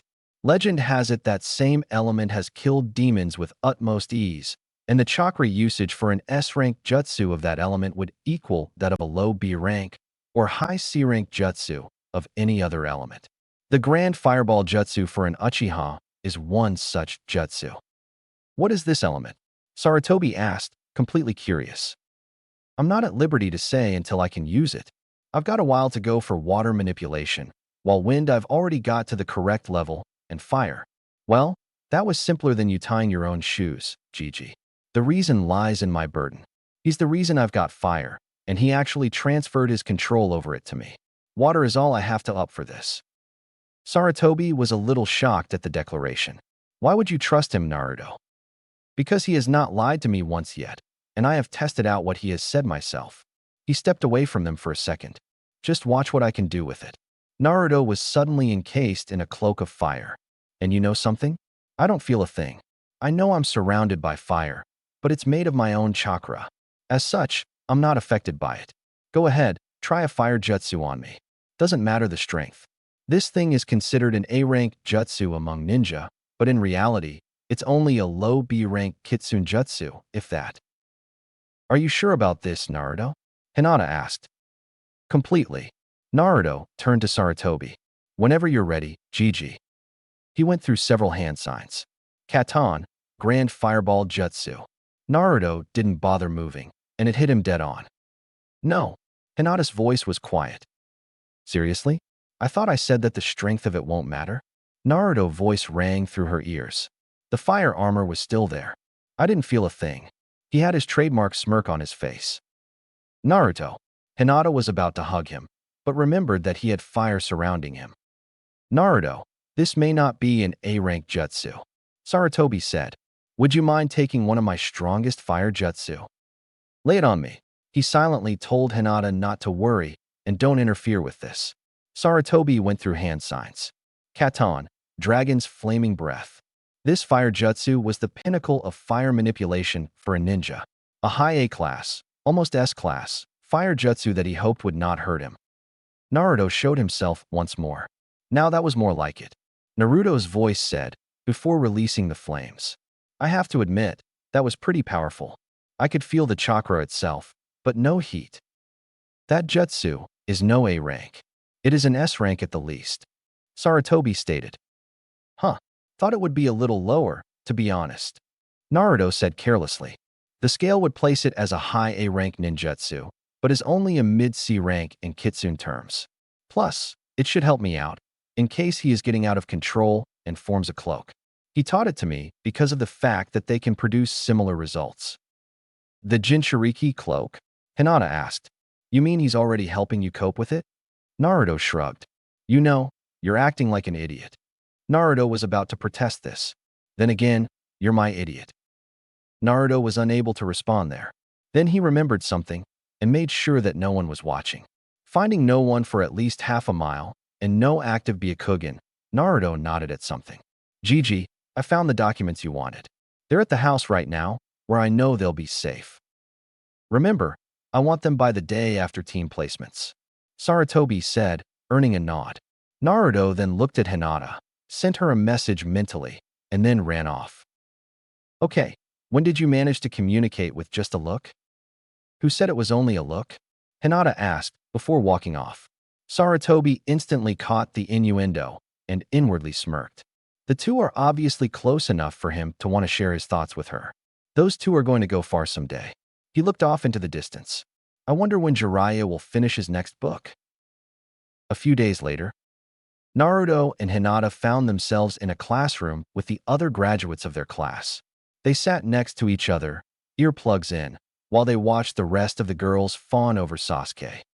I don't know why I ever fell for Sakura. She's too much of an idiot, Naruto said mentally. Tell me about it. Hey, I got a pretty insane idea, Hinata replied. I'm listening. Hinata told him the plan she came up with. All right, that is just downright devious. Still, you know I wouldn't like it if you did that. That's the point of it all. I know that you'd want to kick his ass, and they would all want to kick my ass for it, Hinata replied. I'll be watching. Remember, make it look like he did it, and that would screw over their minds eternally. Hinata then got in front of Sasuke, a frown on her face. You know, Uchiha, you're not the best as everyone thinks you are. It's too bad you're too much of a narrow-minded fuck that would never see his own flaws to improve. At least I could correct my flaws. You don't even try to. Get lost, you bye. Sasuke was cut off when someone bumped against her back, causing her lips to fall on his, making everyone watching stare in wonder. Hinata immediately pulled away and slapped him. You did that on purpose. What? No, I didn't. Sasuke's face showed some emotion, mainly denial. You lie. Hinata yelled at him. The fangirls were glaring daggers at Hinata when they suddenly felt an extremely large killing intent catching everyone's attention. Everyone turned their head to Naruto. Sasuke Uchiha. The voice was not the loud, overconfident, and stupid one of the Naruto they knew. No, this was the voice of someone who had just read a death warrant for someone they wanted to kill. Sasuke was pissing himself in fear. What is going on here? Hinata, instead, was talking with the Kyuubi. All right, what are you doing, Kyuubi? I have nothing to do with this. It's all him. At least I know it's mainly a scare tactic. If it were true rage, it wouldn't be words that came from mouths. It would be blood. No one kisses my girl but me. His voice was deadly serious. Emphasis on deadly. The Sasuke fangirls were backing away from him, his aura of death visible. Sakura was the first one to find the wording and noticed that he was talking about Hinata. You don't talk to Sasuke like that. Naruto's glare landed on her, and she shut up quickly. Anyone who lays a finger on her beautiful head will lose theirs. Sasuke was completely afraid, but nodded. After falling out of his chair, he turned to Hinata, and they both clasped hands, making Naruto's pissy mood vanish instantly. The both vanished and ended up in the corner. Apparently, they were meditating the entire time. What you saw may have only been a jinjutsu, but that threat was entirely real, Naruto said, without opening his eyes. I really will behead you if you touch one hair on her beautiful head. His voice showed no malice, hatred, or emotions in general. Remember that. If you don't, you will regret it. His tone of voice didn't shift at all. Iruka walked in at that point, knowing that Naruto's recent escapade was finished. All right, class, settle down. Apparently, The effects of the little situation allowed Irika to get their attention quickly. You are now genin of this village, and as such, are now considered adults.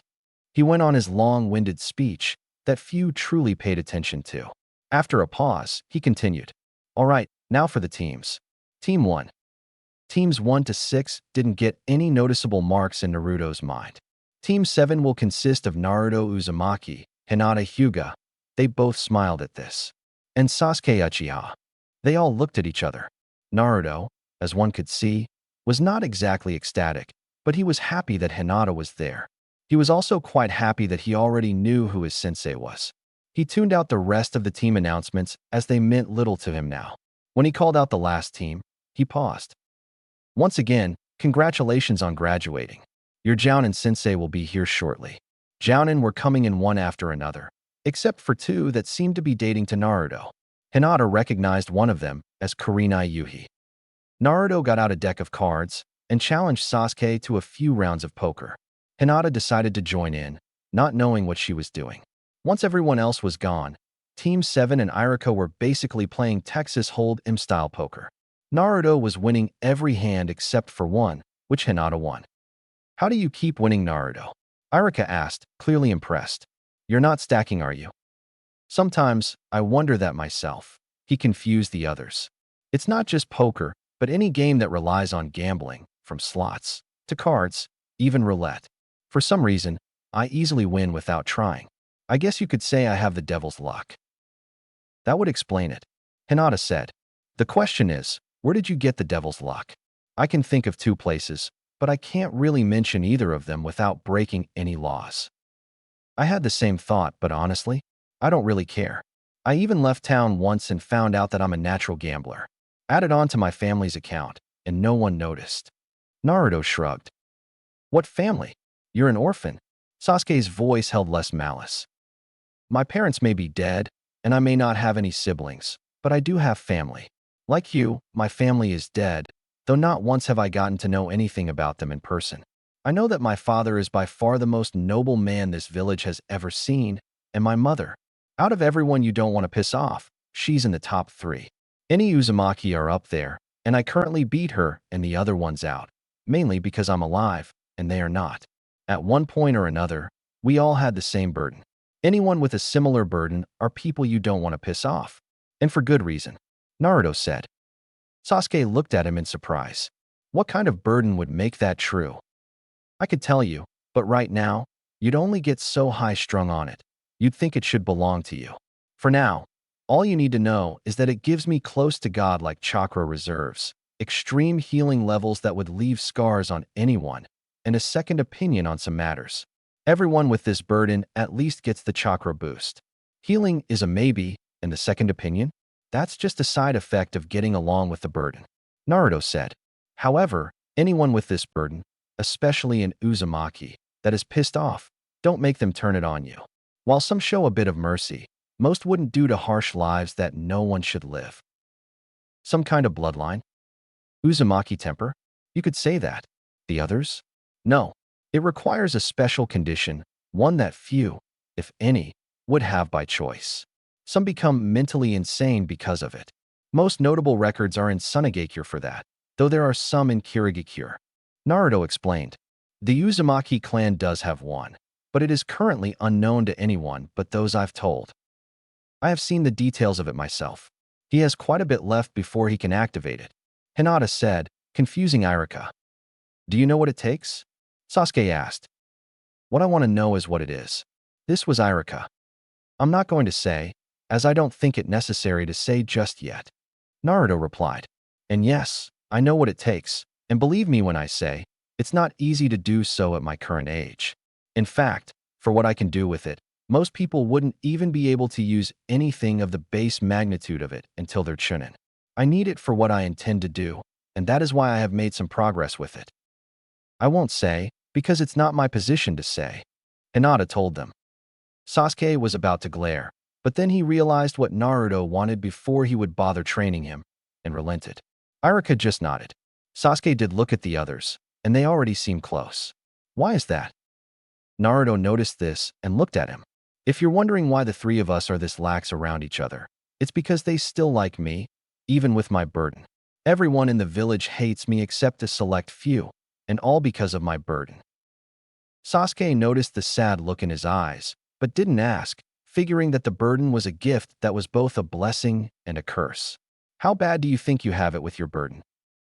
Worse than anyone else in the village, though you're a really close second.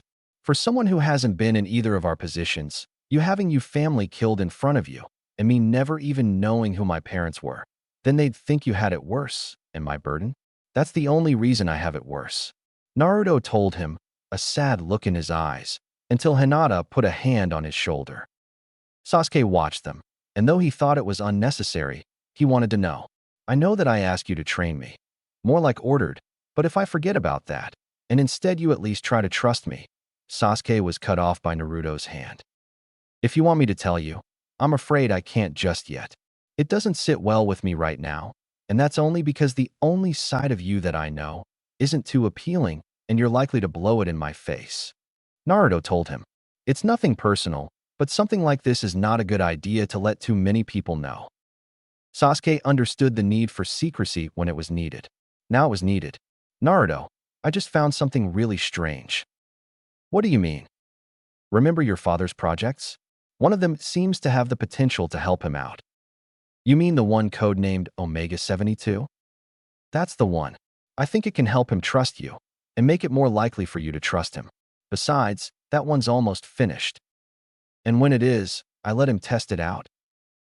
No, you should test it out yourself, while heading to the Uchiha compound. See what you can find out. Noted. Naruto then turned to Sasuke. What would you say if I could possibly help you with your little clan problem? Sasuke looked disgusted at the idea, but Naruto shook his head. Not the repopulating part, geez. He sighed. I'm talking about the extermination part. The dead hold no secrets, and those that didn't pass on would be able to tell me when I'm finished with a project I'm working on. If it works, and I find someone close to you that didn't pass on, I could give it to you, and you could talk with them more. What is there to know? Itachi killed off the entire clan, but me. Sasuke was getting close to a yell, but was trying to restrain his emotions. Did you tell you the reason he did? Naruto asked, causing Sasuke to glare at him. He did it to test his power. Then why did he attack civilians? Naruto asked. If he were to test his power, wouldn't it make sense if he left those that never planned to become a ninja? Sasuke took in the words, and lost his glare thinking about it. Now that I think about it, it does make sense. Wait, why am I agreeing with him? What he says, it does make sense. Itachi wouldn't have killed everyone, but I wasn't able to look past him at that point, and didn't see what he was trying to say. Sasuke looked at Naruto with a thoughtful look. If he didn't do it as a test, what would you think he'd do it for? Naruto shook his head. I don't know him on a personal level, so I can't say for sure. However, I do know that something could have been happening, and someone had to stop it. Before it all happened, has he ever wanted to truly hurt someone he cared for? No, but has he always tried to avoid useless bloodshed? Yes, but then would it make sense if the clan itself was planning something that would cause useless bloodshed? The Hokage found out about it, and he was ordered by the Hokage to stop it, since he was in ANBU? Naruto asked, causing Sasuke to look at him in surprise. Sasuke's mind was running a mile a minute. He then started to feel lightheaded, and almost passed out. He started piecing together things he never has thought to piece together. And they fit. The only thing he could think of that the Uchiha clan would have done was, it all makes sense now. They all looked at him in surprise. Everything that was done, all the rumors about the Uchiha clan, moving our clan estate, everything points to one thing. I was too stupid to notice it before, and if you hadn't got me thinking about things already, I would never have noticed. Iruka looked at him. What did you come up with? Rebellion, Sasuke said, though his voice held contempt. If that's really what they were going to do, and Itachi was to stop it, he left me alive so I can kill him. That way he can be defeated by someone of Uchiha blood, and I can make things right. First we have to find out if that was truly the cause of it. Is there anyone else in your clan that you know would not like it if a rebellion broke out? Yeah, my mother, Sasuke said, sadness in his eyes, but not his voice. What's her name? As I'd still have to test it out, and finding her would be a good start. Makoto Uchiha, Sasuke said, trying not to show emotion. Then when it's done, I'll be heading to the Uchiha estate and see if her spirit is still around. If it is, I can ask her what truly happened and then hand the device over to you, so you can still talk to her until her regrets are dissolved," Naruto said. Sasuke nodded in agreement. They went back to playing cards, Sasuke bearing a small smile on his face. Naruto's the only one who noticed, but didn't call him on it. It was about an hour later that someone opened the door to find them still playing poker. "Looks like someone realized I was going to be late." Naruto just nodded without turning to him.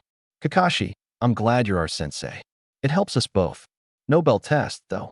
We've already been trying to build some kind of relation to each other, and all three of us are alone for one reason or another."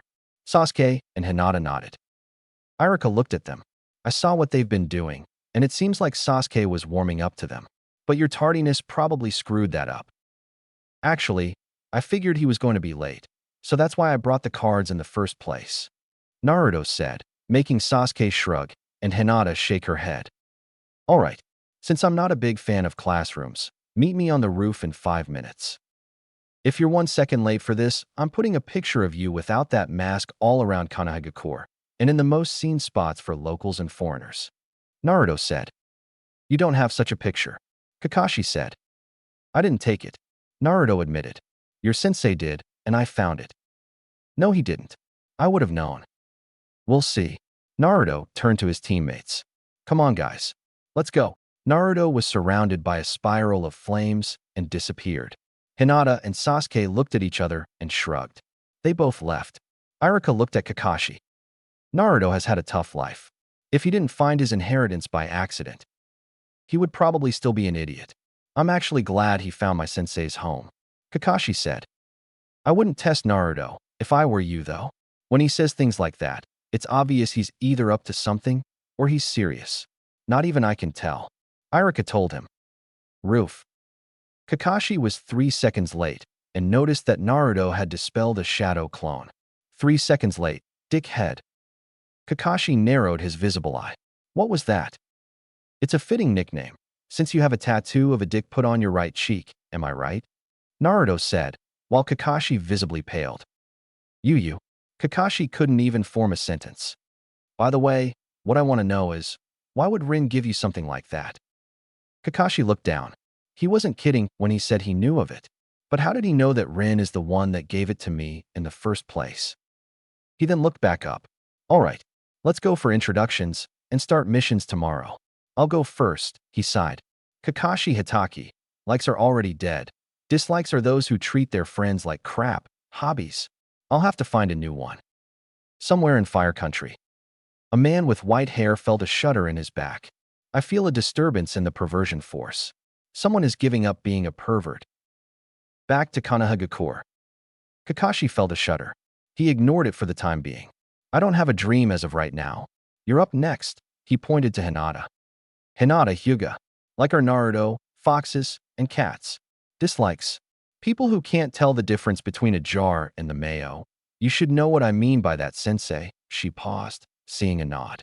And those that treat others like garbage just because they can't do what is expected of them due to a lack of something they don't bother to check on. Hobbies? I guess you could say hanging out at Naruto's place. Never a dull moment. My dream is to help Naruto with his dream. Naruto Uzumaki. Likes are those who don't care about my burden while knowing full well what it is. So that number is few, Hinata, and training. Dislikes are basically the same as Hinata, but with the additions of rapists, perverts, and I do have a few ways to deal with them, arrogance and ignorance. I could go on, but I'd rather spare you the details. Anyway, my hobbies are training. Did I mention I was a ramen nut? He paused. My dream. It used to be to become Hokage, but now, I just want to be the best I can possibly be, while making my parents proud, even in death. All right, duck butt. You're up. Sasuke Uchiha. My likes and dislikes have been screwed up recently. My hobbies are none of your business, and my dream. It used to be to kill one man, but now I think I'll have to find a new one. This is really odd. None of the reports match up. Well, in Sasuke's case I don't get it. Naruto and Hinata, on the other hand, I'm not surprised. Now normally, Jounin would put you through another test, but the way I see things, you probably wouldn't need it. Tomorrow we start missions. It's going to seem boring at first, so fair warning. Kakashi said. Training ground 7 at 1000. See you then. Kakashi vanished in a shunshin. Sasuke just sat there. Naruto looked at Hinata, who seemed a little distracted. Hinata. She pointed to the sky, and he saw a strange bird flying around. Naruto looked at it and brought out what seemed to be a bracelet. He looked through it and saw that it was on fire, but not hindered by the flames. Phoenix. Why is there a phoenix in the area? Sasuke looked at him and saw his confusion. It was then the phoenix turned and charged straight towards Naruto. He almost panicked, but stood his ground. It stopped to land in front of him. Are you Naruto Uzumaki? It asked, scaring Sasuke half out of his wits. Who are you and how do you know my name, Phoenix? Naruto was on guard. Relax your guard, Uzumaki. I am here on behalf of your father, though I am sorry it took so long to find you. It's hard to find his son when he's not even using the surname of the father. I'm sure you know why that is. Naruto replied, his guard slowly relaxing. Indeed. As for your question, your father, though known for the toads, was able to summon the Phoenixian race. As to who I am, my name is Khan. We were supposed to find you when you were 5 years old to tell you, if he didn't, but since he died, and you didn't take his surname, it was tough going. We almost lost hope, thinking you were dead like he was. I'm glad you stumbled across his old abode, as that is what changed our minds completely. Wait, I thought that no one can sign more than one summoning contract. Wouldn't that mean he wouldn't be able to summon toads? While that is technically true, several contracts only need to be signed once, and then every descendant of that person can summon the same creature without signing. We Phoenixians are one of them. The Kitsune contract is the same way, so you know. That would come in handy. Is there any limit to those kinds of contracts to be signed? Naruto asked. No one knows, as no one has been able to find a second one. However, each one of those have a different set of hand signs from each other. And then there's the original chain for those that don't fall under that category. Why? Because I've already been offered to sign the Kitsune contract, and apparently it functions the same way. Naruto said. I see. Kon then turned to Sasuke. You are an Uchiha, are you not? Sasuke nodded, a little afraid. Beware of your bloodline, for it is cursed. If you awaken it, ask young Naruto to summon any phoenix, and we can help remove that curse. Why is it cursed?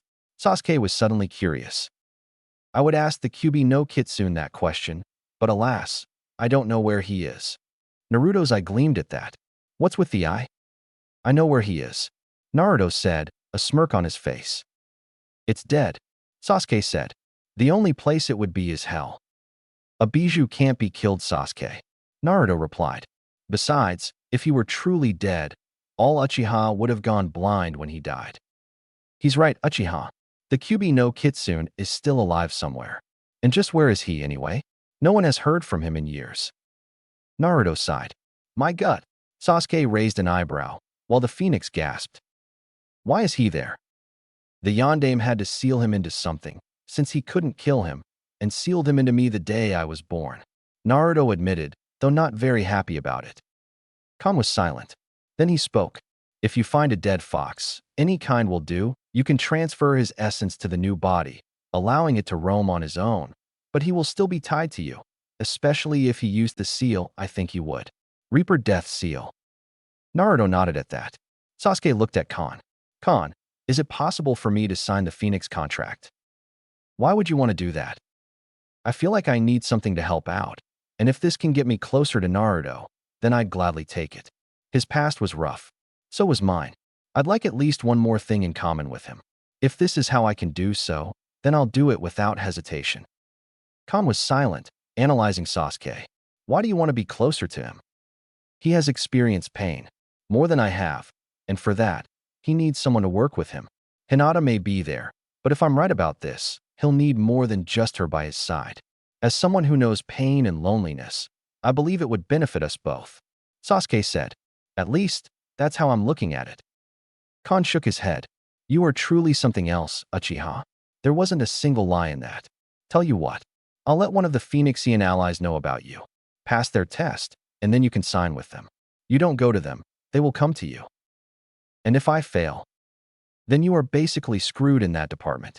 It's do or die with us, and only one who wishes for the ability to summon us after they are born would have to take the test, at the discretion of the summon itself.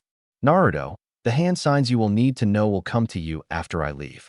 Summonings like the Kitsune and Phoenix clans do not require blood, like other summons, but are a lot more picky. I advise you to be careful.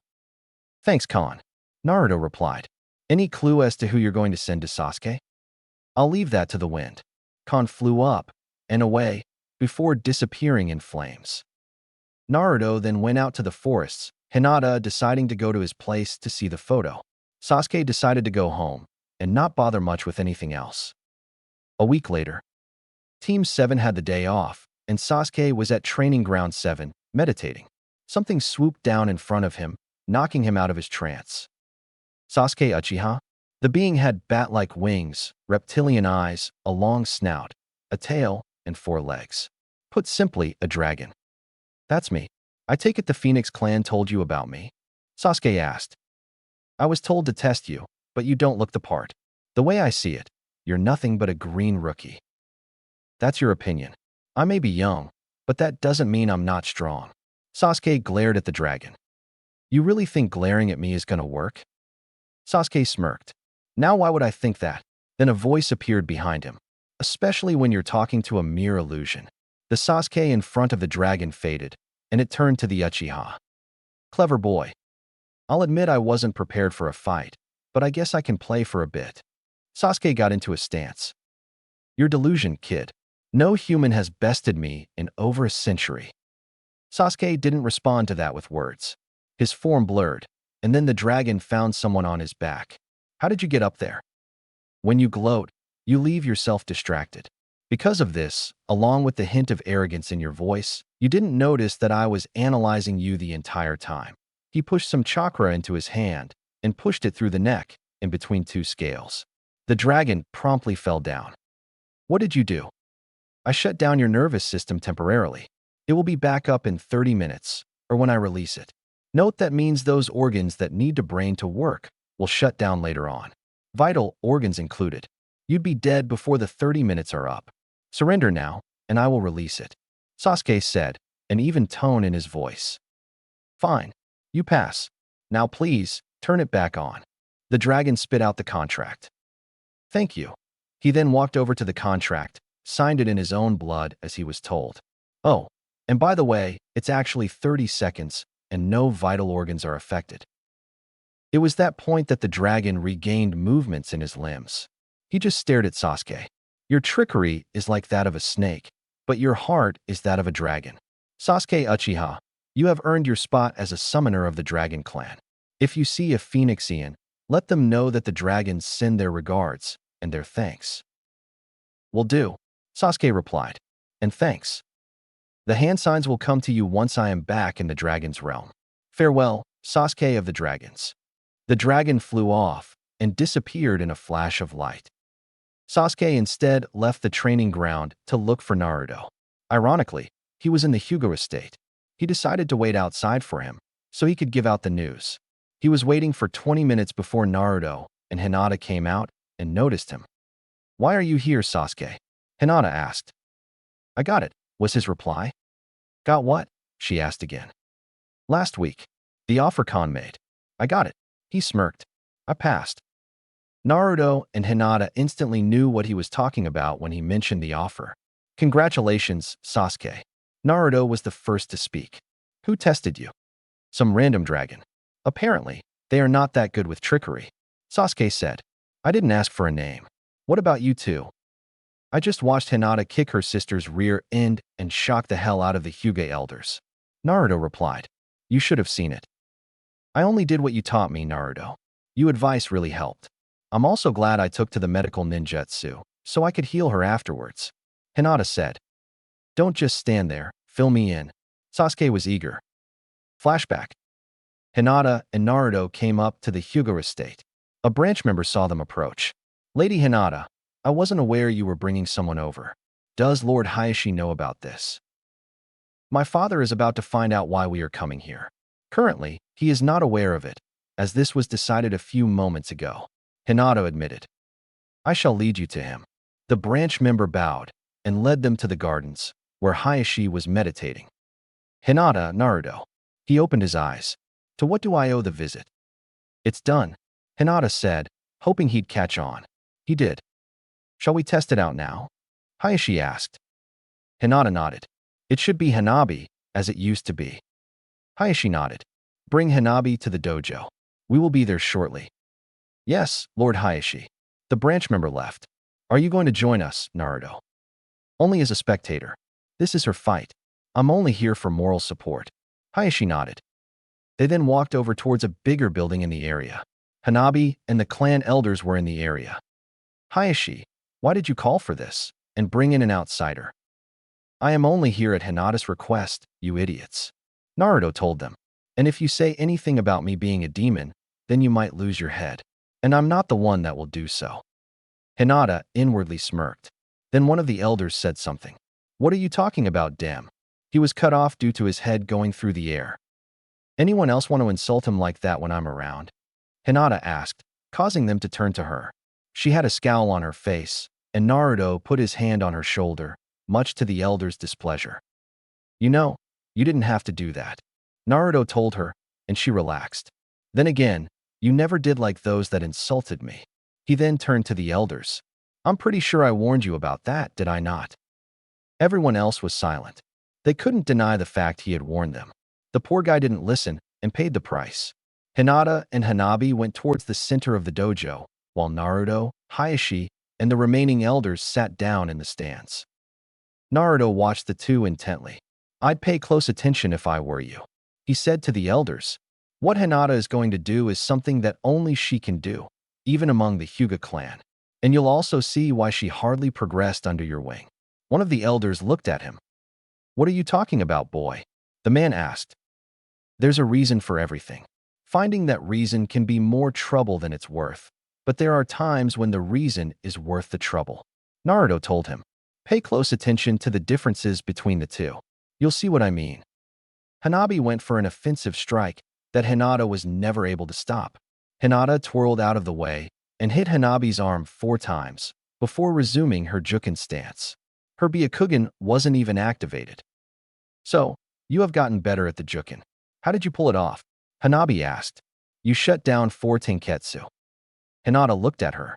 And if you didn't notice, I have yet to activate the Byakugan. This shocked everyone watching, but Naruto, who Hayashi found, was smiling. You're bluffing, Hanabi said. You'll never know, will you? Hinata retorted. Hinata then went on the offensive and launched a few strikes at Hanabi, shutting down even more Tenketsu, but this time, Hanabi could confirm it. Hinata still didn't have the Byakugan active. How are you doing this? Your Byakugan isn't active, and you're still shutting down my Tenketsu. Hayashi just stared at Naruto, whose smile just widened. Hinata and I found something strange when it came to the human body and the chakra network. I may not be able to see the chakra network myself, but Hinata can.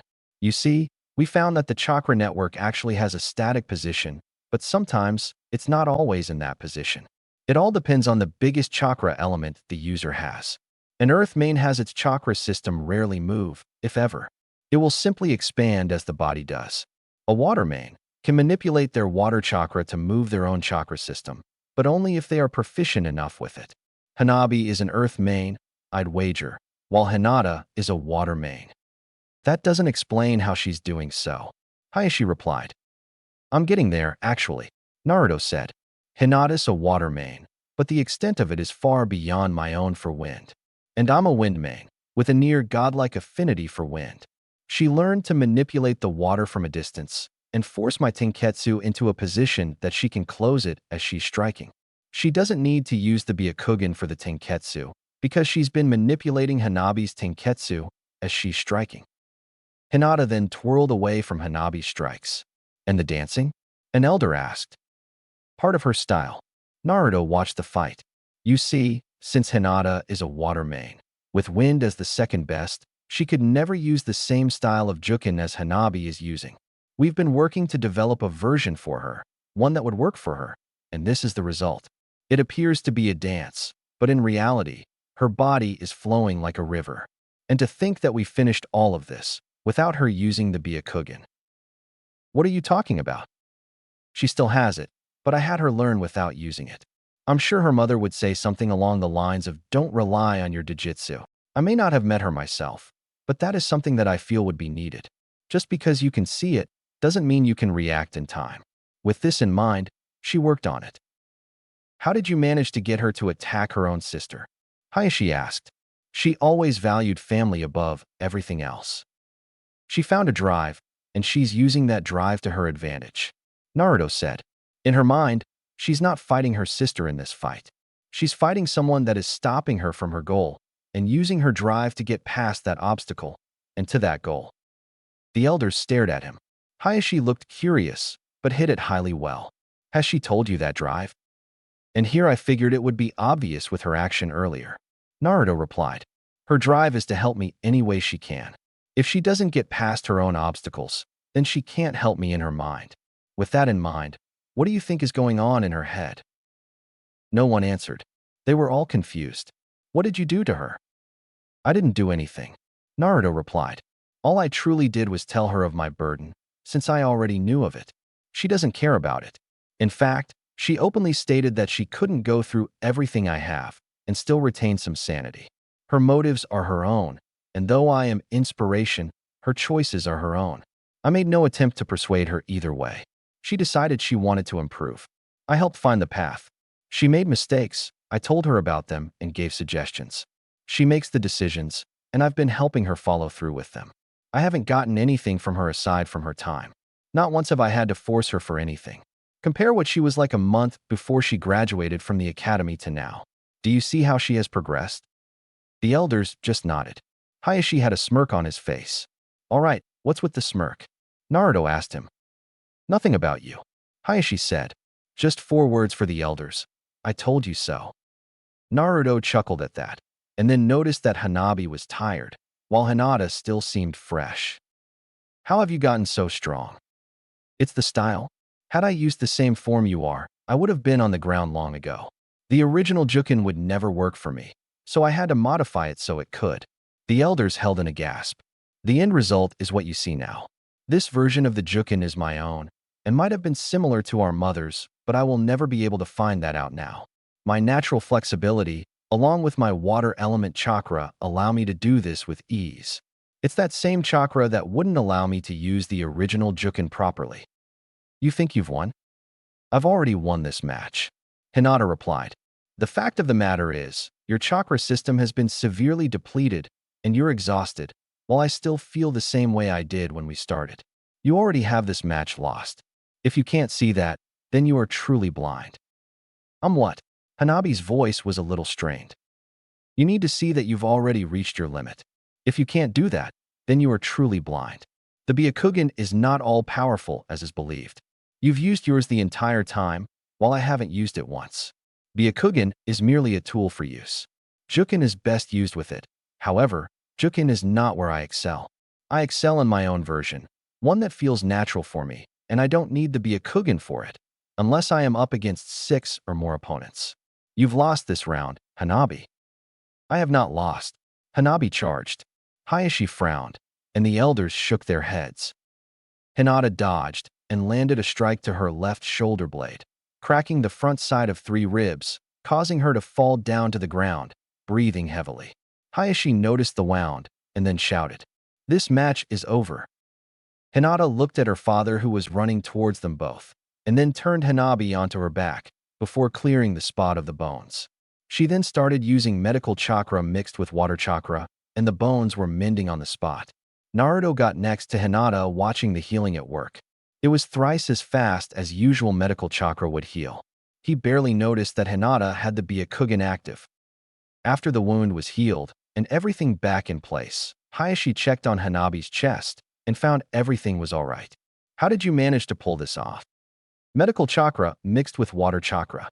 It increases the effectiveness, but is a lot harder to pull off without making a mistake. It's the purity and balance of water that allows this to do just that. She'll need to rest, but aside from that, she'll be fine, Hinata explained, before wiping her forehead of some sweat. I almost killed her. You didn't, and that's all that matters now, Naruto said, grabbing her shoulder lightly. Not quite, an elder said. They both turned to the elders. How is it that you were able to help her without anyone else noticing? How did you learn anything about the Jukin? One question at a time, please. Naruto told them. First off, the location can only be reached by a select few. In fact, there are only 4 people, including myself, that are alive and can get there. To anyone else that tries to follow, all they'd see is a forest, and they wouldn't be allowed in. As for the second question, that is because where I have been training her, there is a complete list of history, chakra theory and development, seals, jutsu, anything that could be useful information-wise. The history goes back almost 400 years, up until a few days before the Kyuubi attack. The Jukin is normally an earth-based taijutsu style, unless I'm mistaken. Hayashi nodded, while the elders were surprised. Because of this, and water being her main element, learning the Jukin the same way you do would only cause more problems than progress. Learn the deficiencies in what you can do, and don't be so arrogant to think there are none, and adjust to what works for the individual. She used more chakra to heal Hanabi than to take her down. About 5 times as much, to be exact. Why have we never heard of such a place? Another elder asked. You probably have. I know Hayashi has. He already knew that she was working on making the Jukin work for her, but he didn't know how. There would be no way for him to get there, as they have to have either Namikaze or Uzumaki blood, or be one of the exceptions. Hinata is one such exception, because I actually trust her. Not even the Hokage himself can get in there due to the barriers surrounding it. Hayashi nodded. It is the Yandame's house. The one he used to get away from everything. If I may ask, who are the other 2 exceptions? Jiraiya of the Sannin and Kakashi Hatake, sensei and sole surviving student of the Yandame himself. Naruto said, I made the exception for Hinata because I actually trust her. And as I said before, she doesn't care about my burden. And you didn't include us? Another elder was practically livid. The reason I didn't include any of you is because of 2 things. One, I need a blood sample, as it only works for them, and not a clone. Not even a blood clone can get in like that. The other reason is because you are all too arrogant, while she is not. She knows she's not the best out there. She doesn't want to rely on her Jujutsu, because one day, it might be useless, and as such, she'll need other ways of fighting. Arrogance is the leading cause of any legend's death, tied with self-sacrifice. Get your heads out of your asses, drop the arrogance, and maybe I'll make an exception. He turned to the door. No guarantees, though. He walked out. He's right, you know? Hinata told them. You really do need to work on your arrogance, as that is what's holding the clan back. She ran after him. Hayashi and the elders just stood there like statues as the 2 left. Flashback over. And that's what happened. Naruto finished. Sasuke was smirking at that. Anyway, Naruto, you said your main element was wind, right? Yeah, why? I was searching through the Uchiha clan scrolls and found a lot of wind jutsu. Thought you might want to take a look. He told the blonde. Why not? He looked at Hinata, and she nodded. They were about to walk off before a Hyuga came up to them. Lady Hinata, you have been summoned in front of the elders. I've seen more than enough of them today. She replied. Can it wait?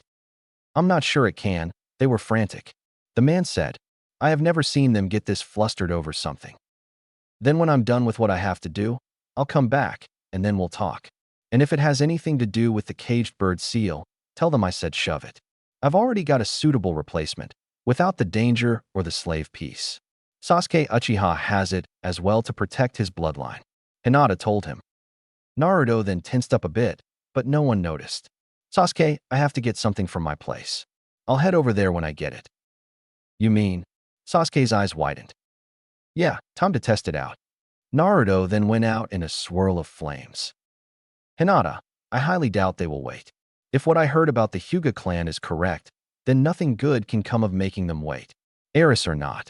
Sasuke said, I'll let him know, but remember that other seal we have on, at my request. Just make sure no one hears of it. Fine, but let Naruto know about this. Will do, Sasuke said as he left. Chapter 3. Hinata was in the Hyuga estate, in front of the elders. What do you want? Listen, girl, one of the elders said, before he was silenced by another. Hinata Hyuga, You have gone outside the clan for help on our sacred taijutsu. The jukin is too rigid. It doesn't allow for any adaptation unless extensive work is done, and the form itself is altered. Hinata told them.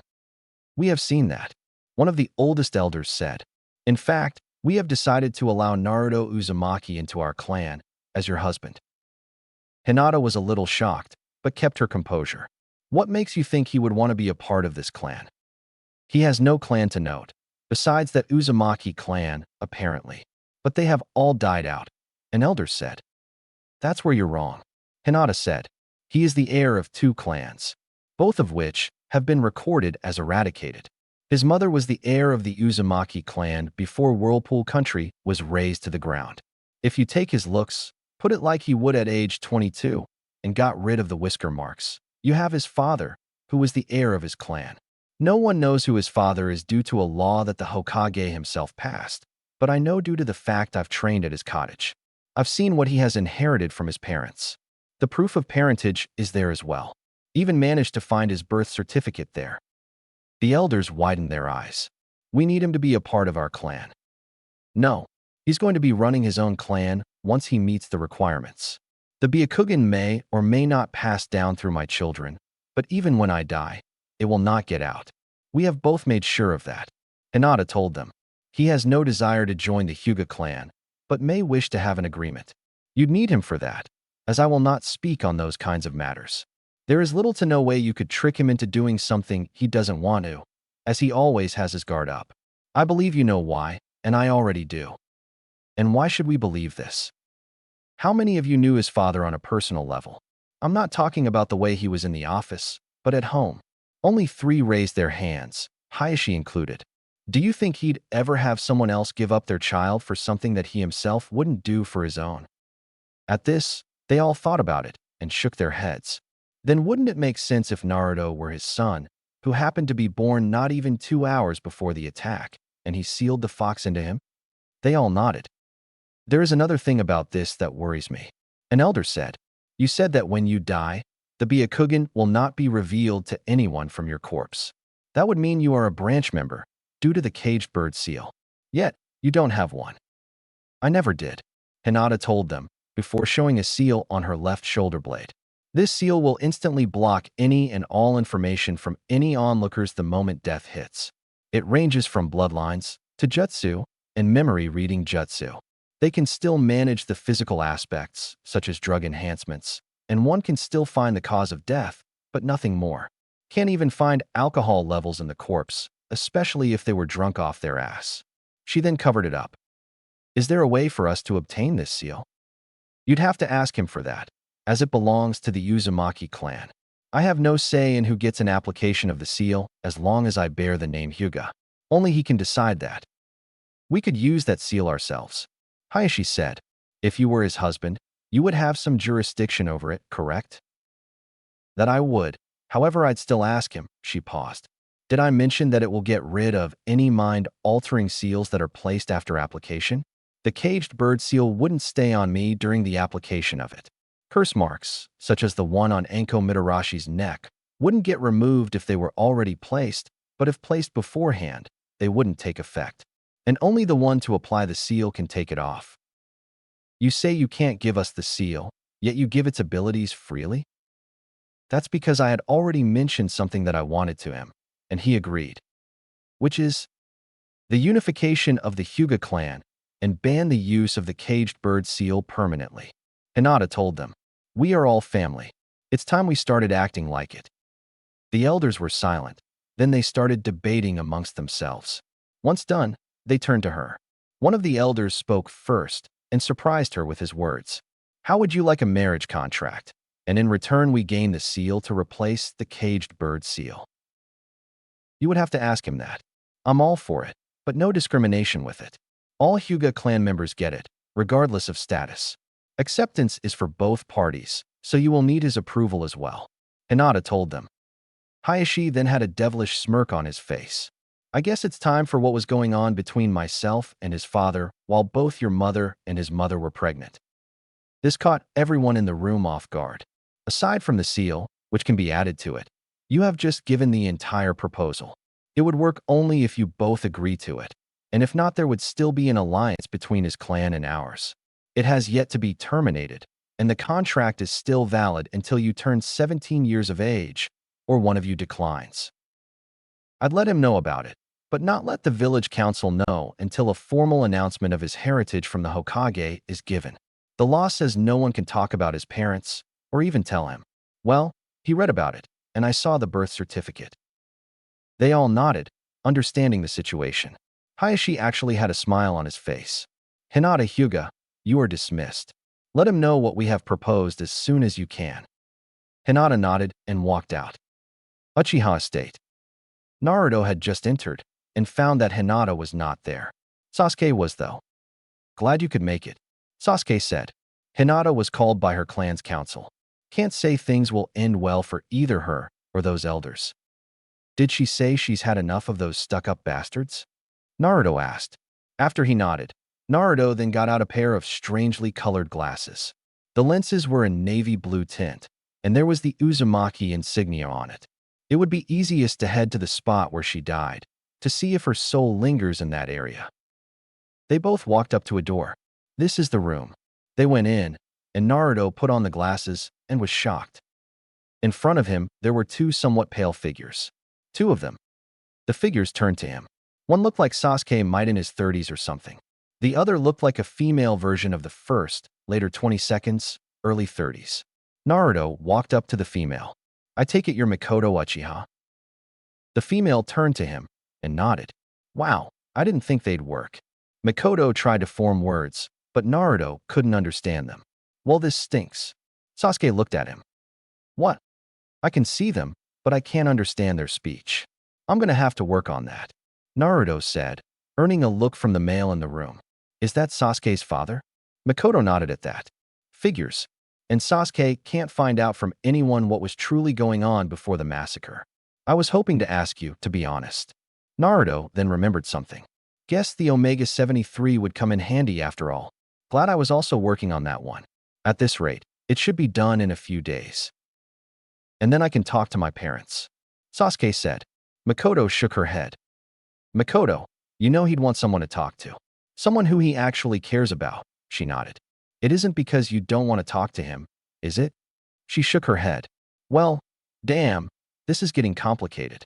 It would be a lot easier to finish with the other one before going any further. Anyway, I already know who my father is, and that you were a friend of my mother. He then turned to Fugaku. Fugaku Uchiha, I believe there is something you should know. About 80 years ago, 20 years after the supposed death of Madara Uchiha, the Sharingan was cursed.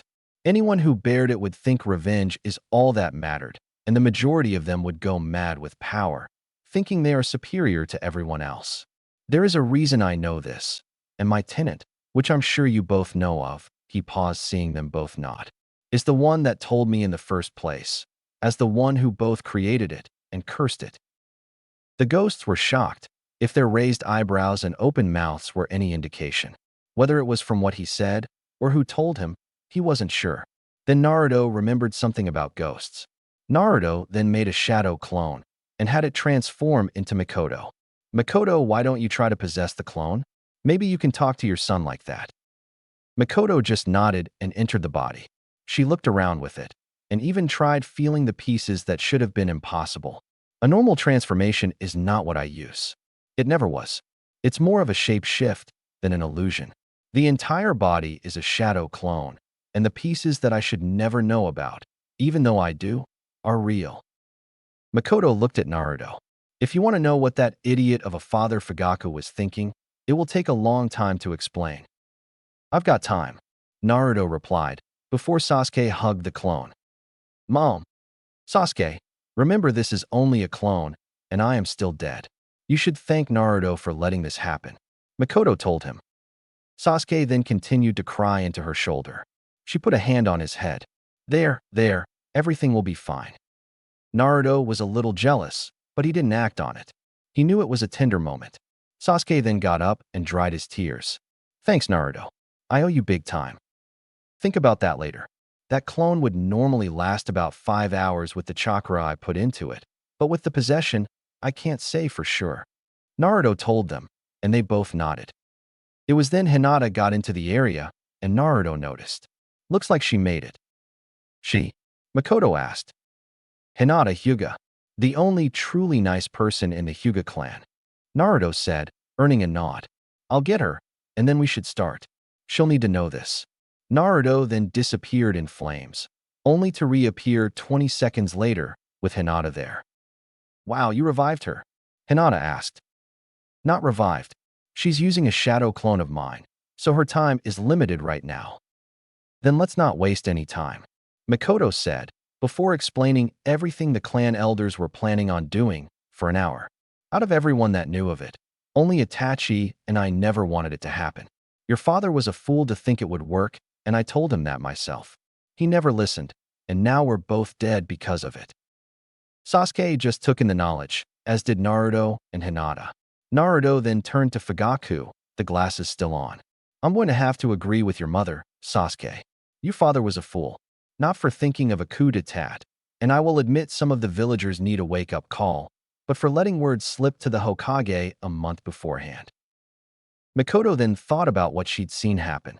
You're right, they probably should have done that, though for another reason, not for what he was planning. He wanted to rule the village itself.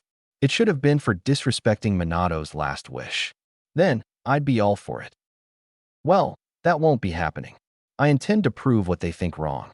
Then, and only then, will my task be complete. Sasuke, there is something else you should know. It's about Naruto's parents. Makoto, you do realize that my heritage is supposed to be an S-class secret, right? And you do realize that I'm already dead, so they can't touch me with that law. Touché, Naruto said. Still, it would be hard to believe. It's not a bloodline that I know of, and I found out a lot. I can only imagine how much information Minato had. Makoto replied. Son, his father is the fourth Hokage. They were both orphans, and a lot of people thought that he was crazy. The same applied to Naruto, as well, I'd wager. They didn't think I was crazy. They just stunted my growth at the academy, and they would have succeeded had I not ran into my dad's old home. The one with the barrier? A nod. Why am I not surprised? What do you mean? Sasuke asked. That one had all the clan information of the Namikaze clan, not to mention the remaining evidence of the Uzumaki clan, since it was eradicated in the last ninja war. His parents met during that war, and Kushina, great woman yet highly stubborn, moved here to live with Minato. I swear he was so dense though. He never noticed that every girl in the village wanted him. Even Kushina, to be honest. And you were just as dense, Sasuke added. At least I had a reason for not noticing. Few even bothered to take care of me. The birth of our little rivalry was because I was a little jealous. Not the fangirls. No, that is something I wouldn't want, and I'm pretty sure you don't either. Naruto retorted. You got a point there, Sasuke replied. The reason I never noticed is because I've never known anyone that actually cared for me because of me. They either see me as the demon that attacked the day I was born, or just some rodent. And those are the nicer insults I've heard. The people of the village are not only corrupt, but also happen to be highly ignorant. Hinata added. Even my own clan.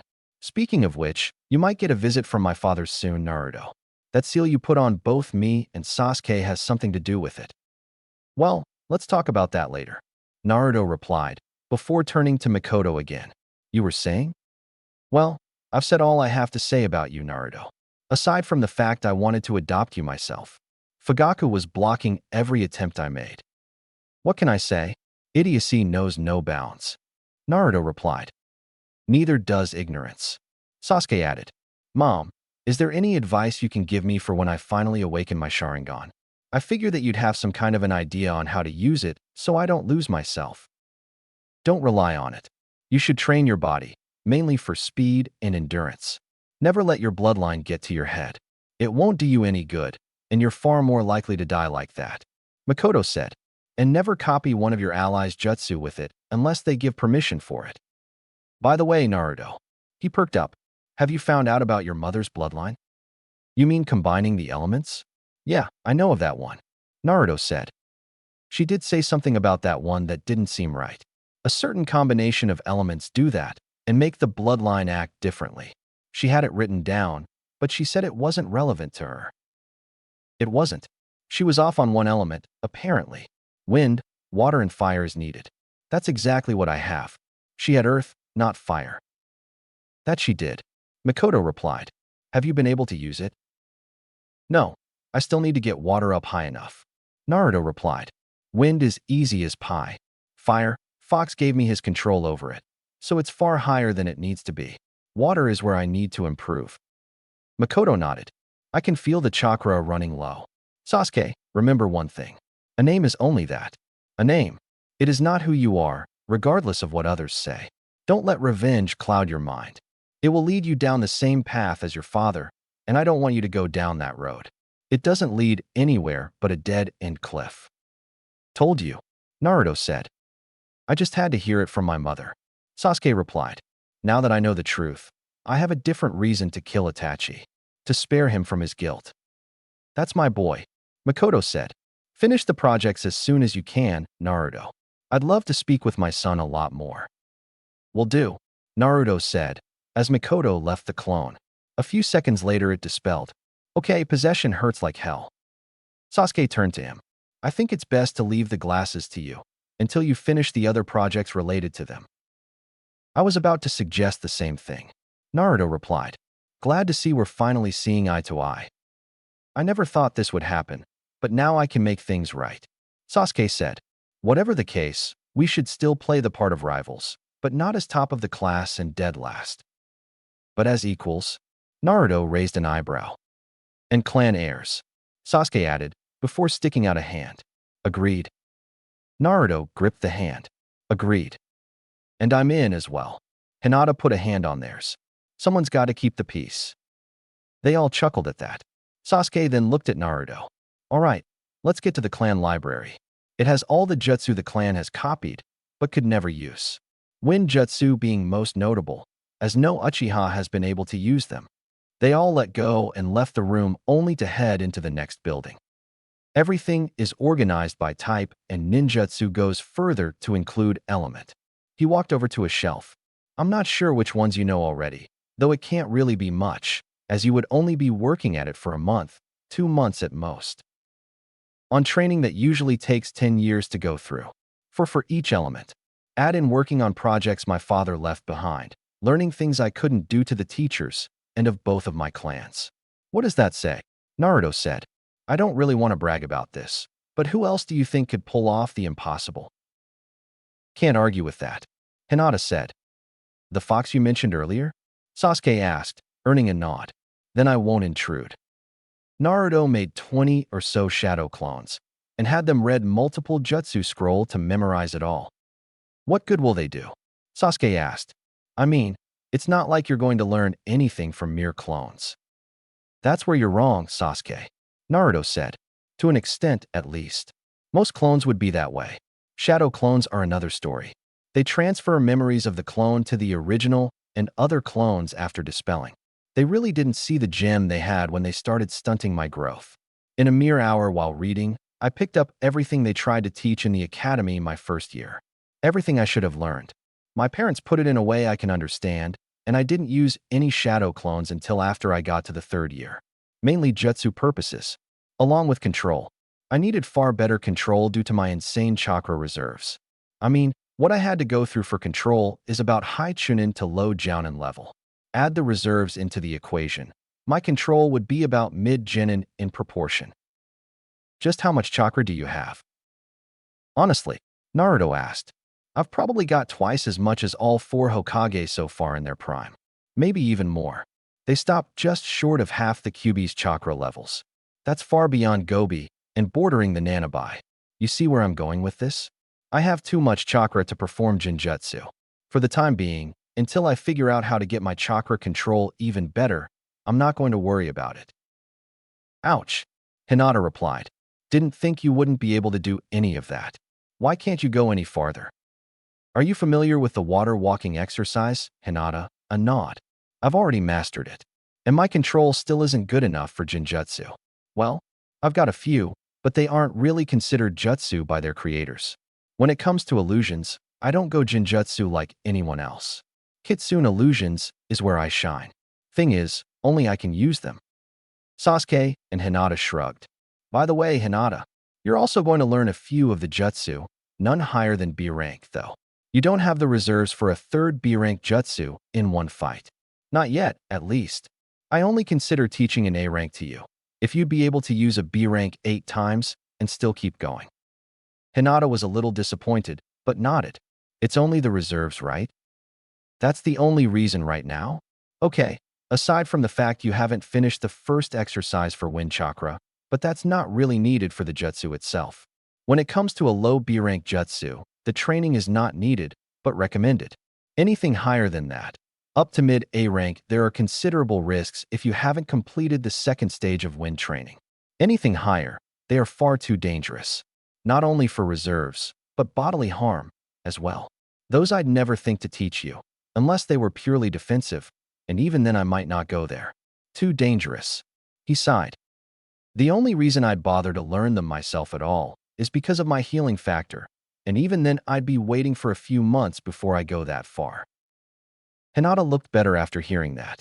She nodded again, but this time she smiled. They continued like this for over an hour, before Naruto saw something on the fire shelves. Sasuke, what are these? Sasuke looked at it. I don't know. It's not Sharingan-based, that much is certain. Those jutsu aren't in here. Let's check it out. Naruto opened it up and was surprised at what was in there. Sasuke, do you have any idea what this jutsu is? He shook his head in response. This jutsu is not a regular fire jutsu, nor is it Inferno, which is a combination of fire and wind. There's a reason that the Uchiha clan, though they could figure it out, they would never be able to use it. It deals with a bloodline. Sasuke was surprised. Apparently, they know of it, but they can't use it. The details here are far beyond what I would expect, so I believe it was multiple encounters with this that got this much information. It's obvious this jutsu was found over 50 years ago. It's an Uzumaki unique element. It requires water, fire, and wind, along with insane levels of control for each. Then comes the Uzumaki bloodline. Unlike most elemental chakra bloodlines, this one does not discriminate between chosen sub-elements. If an Uzumaki has wind and earth, they could use dust element, which is normally found only in a Wagakure. Lava is usually in the island nations, but there are others that normally are found only in certain areas, but an Uzumaki can achieve them with the correct elements. If there are more jutsu of this element, then they are rightfully yours. As such, I think you should take it with you when you leave. Sasuke replied. This also begs the question of how many others of this element are here. It's getting late, so we should probably head home, Naruto said, earning a nod from Hinata and Sasuke. It was at that moment, a Hyuga came into the area. Looks like the Hyuga clan has the same ideas. One of them just entered the compound. They all left the room and found that a Hyuga was looking at Hinata. Lady Hinata, Lord Hayashi has stated you should stay with Naruto Uzumaki for tonight. The elders have approved of this action, and as such, we have given some of your things to one Kakashi Hatake to bring to the place you will be staying, and he already knows where it is. I am aware of that, but I didn't think they'd do this that quickly, Hinata admitted. Do what? Let you stay with me overnight? Naruto asked, resulting in a blush from Hinata. I honestly don't mind, because we are pretty close, and the area is safe. If you have a problem with it, Hinata, you can stay at your own house, if you want to. I won't mind either way. He then tensed up. Kakashi-sensei just arrived at the place, and most of the other projects are complete. Damn, Naruto said. Naruto, I'd be honored to stay with you, Hinata said, bowing her head a bit, making Naruto feel a little awkward. Hinata, Naruto said, his voice denoting confusion and nervousness. You do know that you don't have to be like that with me. Never was good at formalities. True, Hinata replied. Well, what are we waiting for? Let's go. She was happy at this development. Naruto then put a hand on her shoulder, and they both disappeared in a swirl of flames. Sasuke looked at them. I gotta get him to teach me that someday. The Hyuga messenger could only agree. Farewell, Uchiha. May you rest well. The Hyuga left, after bowing to Sasuke. Naruto's house. Naruto and Hinata were eating dinner together again.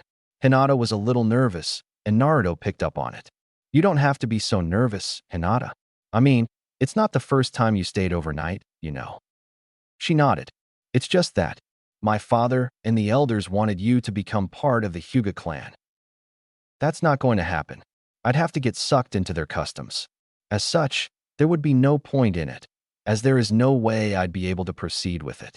In fact, they'd probably limit my actions. That's what I told them.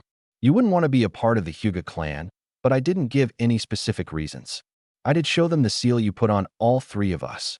No one else will know you have one on you, as well. Okay, Sasuke might, but he knows of the Uzumaki bloodline. No one else seems to. And for good reason. Naruto said, this kind of bloodline, in conjunction with the Uchiha clan Sharingan, would make the village that much more dangerous. Me and Sasuke have it on us, but that's a secret of our team. Only Kakashi-sensei is supposed to know. The elders do know of it, and that I have it. My father wanted to discuss a few things for a marriage, and the seal is one of the things that the Hyuga clan can use. Hinata put up her hand. Before you say anything about me not following the rules of the seal, I told them that it is up to you whether or not to give it to them, as it's not my place to give. I did say that you could tell them of it, due to your goal to unite the Hyuga clan, didn't I? Naruto asked. Oh yeah. Hinata was relieved. Sorry, I forgot about that. Happens to all of us. Naruto admitted. Naruto, when the two of you go to bed, make sure you are sleeping together. And before you ask, know this isn't a ploy to get you together. The Kyuubi told him.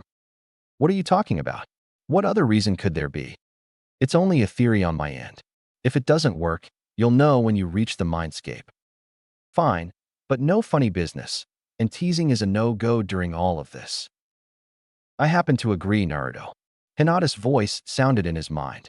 I take it there's a reason you want me to do this? Damn, I forgot we taught you how to talk telepathically. Yes, there is a reason, but I don't want to get your hopes up right now. It's only a theory, and I can't say if it will work. If it does, then I'll explain it then. If not, we can forget about the entire thing. Deal. Deal. They both responded simultaneously.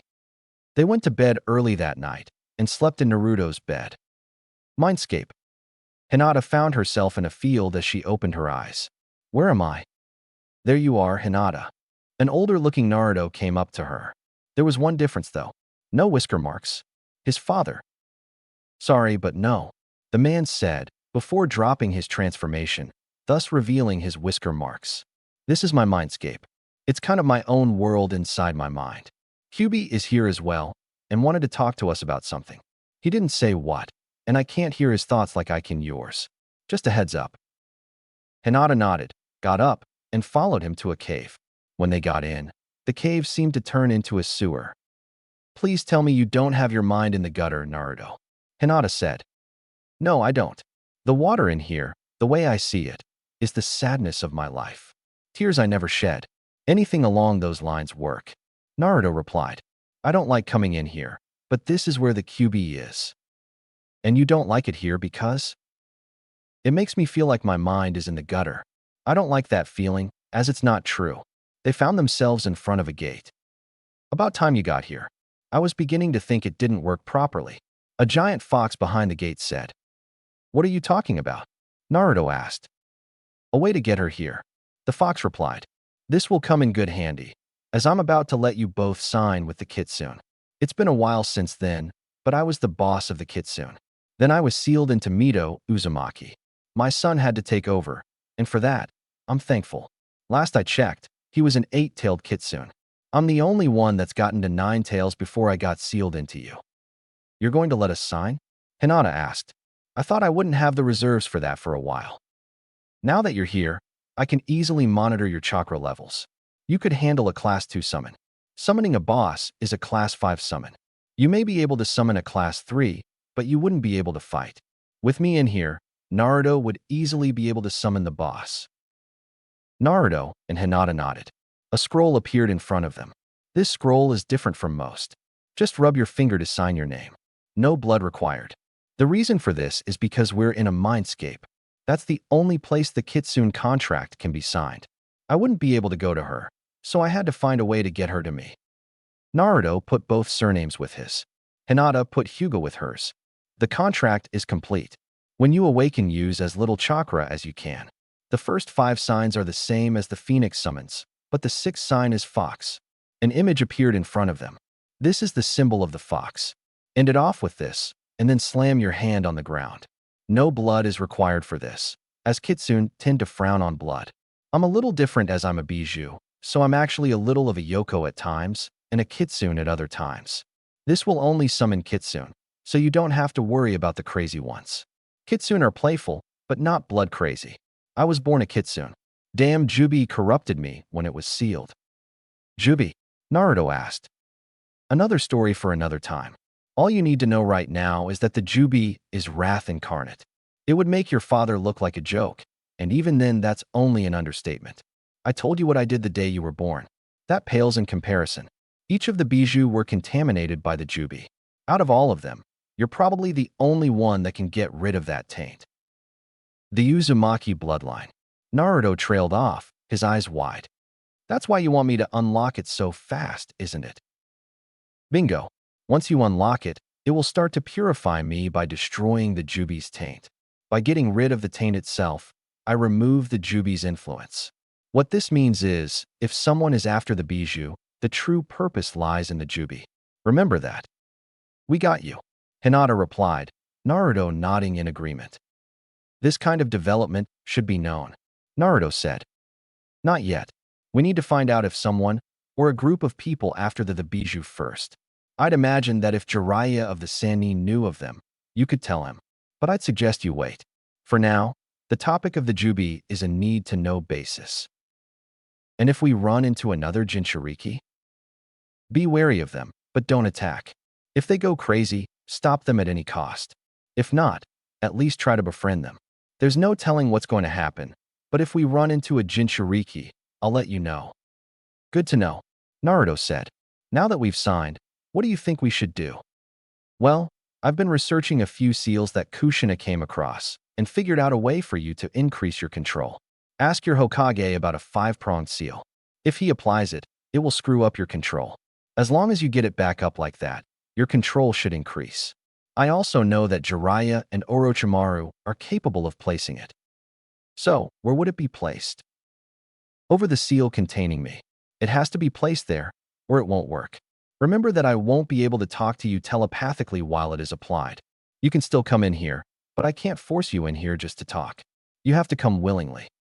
I understand, Naruto replied. But if this will help my control, then I'll do it. Remember, go for tree walking like that first.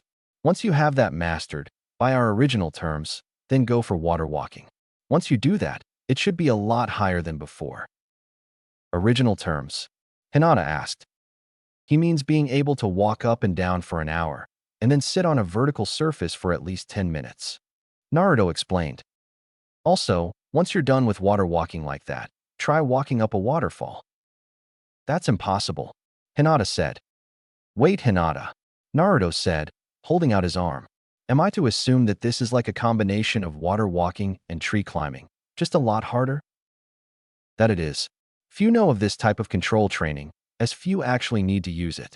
I only just remembered it earlier today. Right now, the three of us are the only ones that know of it, and the Jinchuriki are the only ones that can benefit from it now. They need all the control they can get. But that means, Hinata trailed off. Getting that done will help out immensely with my fucked up control, Naruto shouted. You really have come a long way, kid. The fox gave an impression of a smile. Just remember what we talked about before this all started. Avoid rage-induced fights, Naruto replied. I know already. We can't be too careful.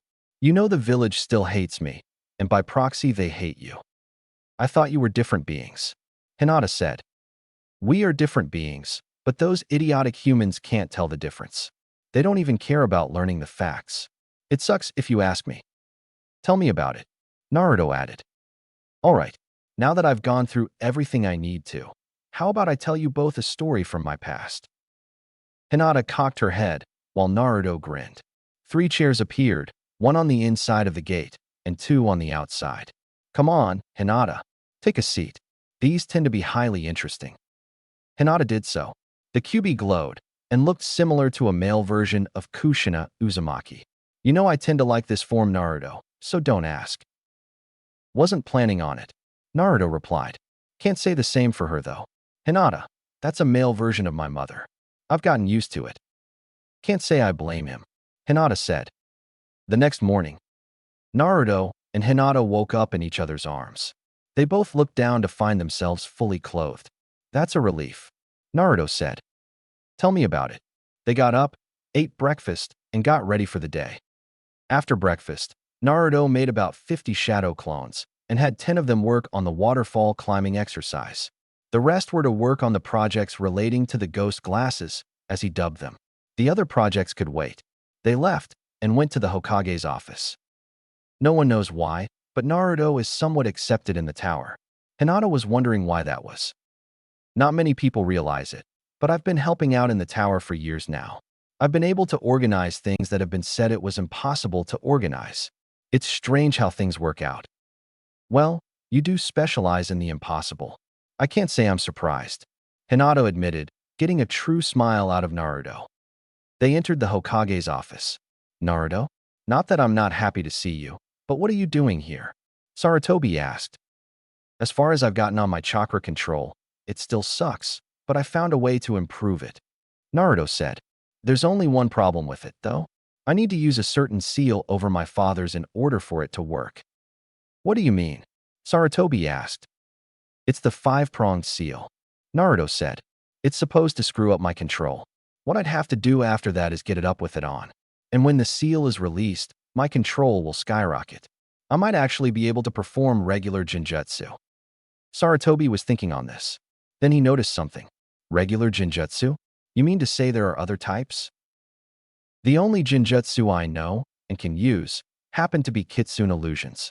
Unlike genjutsu, where pain can dispel it, the only way to get rid of a kitsune illusion is by overpowering the opponent's chakra with your own.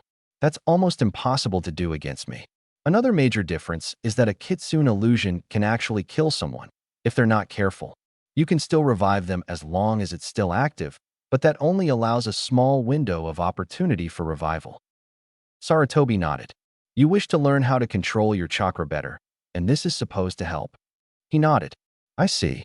It's too bad I can't do anything here. Your father would be able to place it, and so would Jiraiya. Orochimaru can also place it, but he's not a good idea. I can't use it, as I'm not good enough with seals. You're actually quite lucky that Jiraiya has to come back today for a report. I'll let him know of the trouble you have and the solution. Naruto nodded. Thank you, Gigi. No problem. He then noticed that Hinata was there. Hinata? What are you doing here? I've been here. Anyway, since we both know that Kakashi-sensei is going to be late, we figured we would come here and let you know what we both found out last night, was her answer. Gigi, I suggest you activate those privacy seals. You're going to want them up for the information we managed to get, Naruto added, his face serious. Sarutobi knew that face. Naruto meant business. He activated the seals. All right, what did you manage to find out? Sarutobi said, his Hokage face on. Naruto and Hinata went on to explain what they knew of the Jubi and how it affected the 9 Bijou. By the end of it all, Sarutobi was still listening intently. This information is troubling. He then turned to Hinata. How is that you know of this? I was there when the Kyuubi told him. Hinata replied.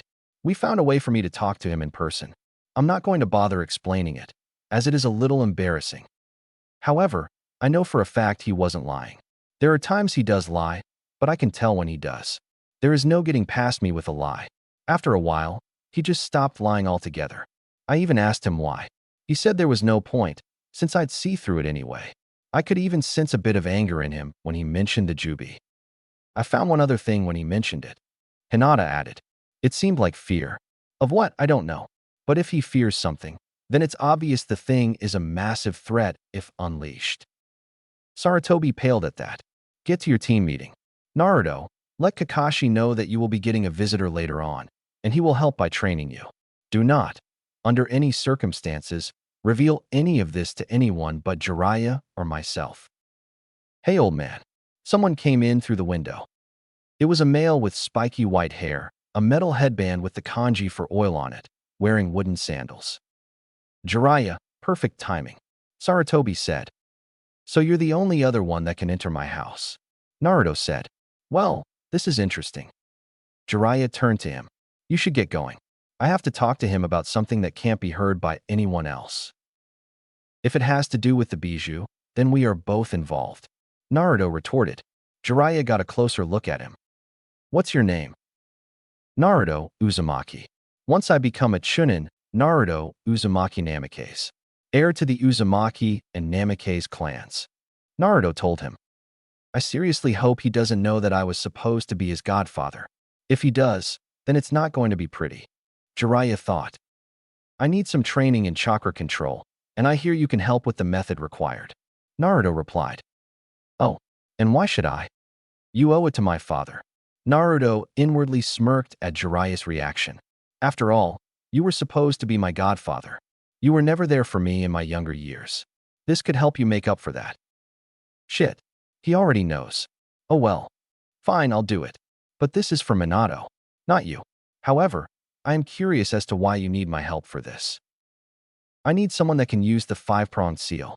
From my understanding, you are the only loyal ninja that can both put it on and take it off. Naruto replied. Where did you hear this?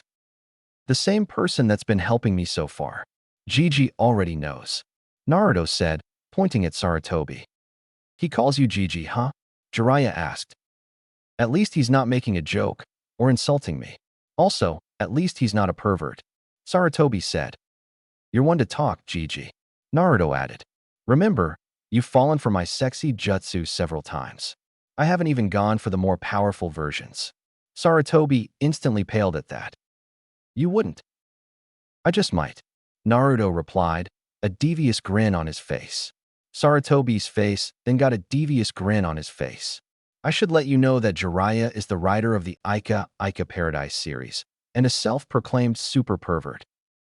Jiraiya chuckled, finally realizing my talent, old man. No, just finding a way for payback.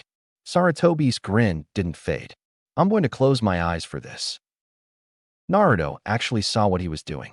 Hinata, I'd suggest you close your eyes and don't use your Byakugan. You won't like what I'm about to do, and I'm certain of that. Why not? I haven't shown you my sexy jutsu for a reason. A lot of girls would think it's demeaning, and that's not something that I want you to think. It may seem like a perverted ninjutsu, but in reality, it was made for self-defense and an anti-pervert ninjutsu. This is the second level that I'm going for. The third level, I'm not going there. Not in here anyways. Got it. Naruto took that moment to make 10 shadow clones. Jiraiya looked at him. Shadow clones? Seriously? Transform. They all transformed, and Hinata was doing her best not to look. There were 10 girls, all naked, and flirting with Jiraiya.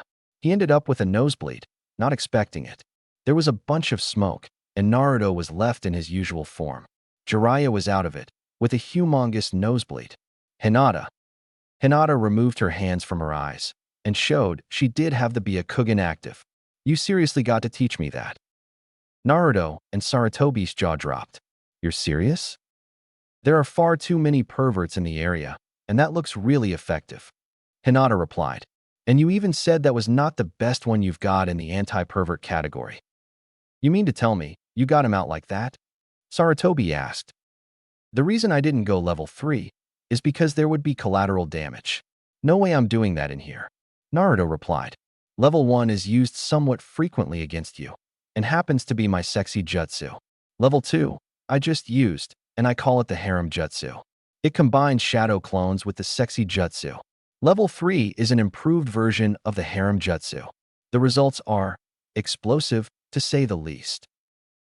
Okay, you really have to teach me that. Hinata said. I figure it should wait, though. Naruto replied. Jiraiya then got up and got rid of his nosebleed. Kid, that jutsu is dangerous. Jiraiya told him. Remind me never to be a pervert in front of you. That, I can live with. Naruto said. Oh, and if I find that you've been peeking on Hinata, you're getting a double dose of level 3. That was level 2. Noted. Jiraiya said. Old man, I recently found out about a group out there. I don't have information on members yet, but apparently they seem to be after something of great power. I'm not sure if it's the bijou, but if it is, then we better be careful.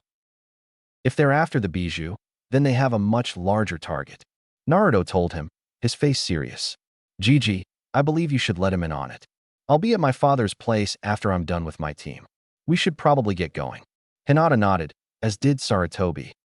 Team 7, meaning Sasuke, Naruto, Hinata, and Kakashi just got done with a few D ranks. Alright, it's time for a bit of training. It was at this point someone came up to them. Everyone but Kakashi immediately knew who he was, but Kakashi was confused as to why he was here. Jiraiya? What does a Sannin want with my team? I'm not here for the entire team. Just Naruto. The Hokage has asked me to help him out with a problem he's got. For now, don't bother with team exercises. Instead, get their control up, especially Sasuke's. From what I hear, Hinata will also need to get her reserves up, so it should help them both out. Jiraiya said. If that's the case, then why don't I help Naruto out? Because right now, I'm the only one that can help him progress.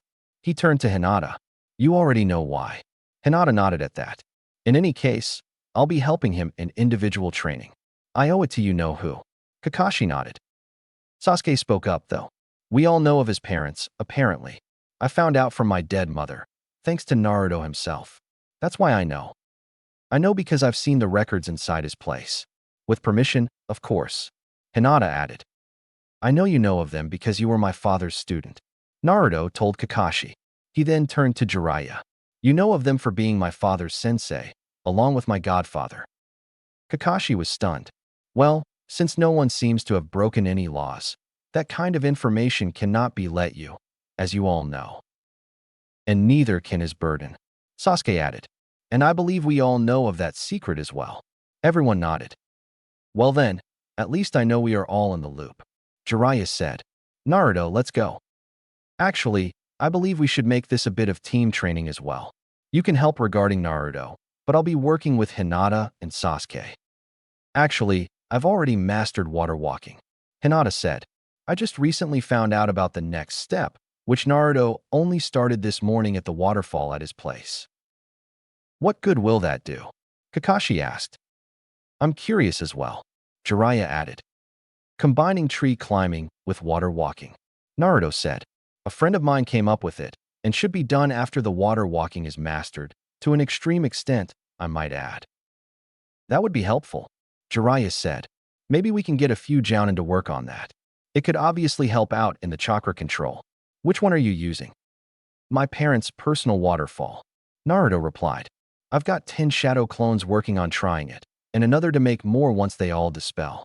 Then I've got another 40 or so to work on projects. Certain ones that would seem useful when used properly. They're mainly for helping Sasuke with his little mother problem. We've already got part of it fixed. I'm trying to get it done before he awakens his Sharingan. That way he can learn properly. We know his mother is still around, though she is a ghost. She can't leave the Uchiha estate, though. Kakashi was a little surprised, as was Jiraiya, but they both nodded. I wouldn't put it past Minato to work on stuff like the supernatural. He always was a little unpredictable, Jiraiya said. Not even I know of those. Kakashi added. Just how many has he come up with? Thousands, actually. Naruto said. I've found more and more every day. Although, I mainly stick to a select few, I know there's more than I can handle at once. He truly is a genius. Hinata added. I'll admit, I don't even understand half of what he came up with. Really? Naruto asked. I thought you'd understand most, if not all of it. I mean, sure I wasn't that smart, and I have improved a bit, but I can actually understand it all. Okay, aside from maybe 5 of them, but still, I figured you'd get more than I did. Damn, he put it in the Phoenixian language. Jiraiya said. Naruto can read it easily, while no one else can with such ease. The reason being, Minato knew it without trying to learn any of it. I'm not sure how he got it. After all, he did sign with the Toads, not the Phoenix clan. They would have canceled each other out. Care to test that out? Naruto asked. What do you mean? Jiraiya asked. Once I'm done with the control training, I'd probably try to sign with the Toads. See if it affects the other 2 contracts I have. Naruto told him. Wait, 2 contracts? Jiraiya asked. That's impossible. Naruto went through 6 hand signs. Summoning jutsu. He slammed his hand down and summoned Khan. Naruto? What's up? Jiraiya thinks that no one can sign 2 contracts. I signed with the Kitsune last night, as did Hinata. Naruto replied. I'm just making sure that the Phoenix summoning still works. Oh, he finally let you both sign, did he? Why am I not surprised? Khan said, before turning to Jiraiya. You should know something about the summons. Most summoning clans use the same hand sign chain. If the chain itself is different, then you can sign with it, without having to release your current contract. Phoenix, Dragon, and Kitsune are a few that I could name. We all happen to have an alliance between us. There are others in the alliance, but these three are currently only known in Konohagakure. Not only that, but they will allow the descendants to summon them. Naruto and Minato have both summoned from the Phoenix clan. Alright then, time to bring out the next one. Naruto went through 6 hand signs, ending off on the sign Kyuubi showed them. Summoning Jutsu. A small two-tailed fox appeared before them. Who are you? Naruto, Uzumaki. I'm a Jinchuriki of a Kitsune. Lord Kyuubi. The fox nearly shouted. We haven't seen him in years. His son is still the boss, and is starting to lose hope with him. Naruto, say what I say. First, what's your name? Naruto asked. Kituno. We've got a few questions, Kituno. How bad are things with the Kitsune? They could be a lot better. Ever since Lord Kyuubi disappeared, the Kitsune have lost a lot of morale. Do you know where he is? He was sealed in me. From what I understand, after he was tainted by the Jubi, he was forced to cross between a Yoko and a Kitsune. He's hoping that I can help get rid of that taint. Naruto replied. Until then, he decided to stick with me. Is that so? The people around here are not fond of foxes due to the fact that he was basically forced to attack our village. If he was forced, oh no, he's back. Kituno looked at the Phoenix. You are of the Phoenix clan. Tell Lady Suzaku that the Scourge of the Bijou has returned, and Lord Kyuubi is in extreme danger. We also need to let the clans regarding the others in the alliance know. Khan nodded before looking at Jiraiya.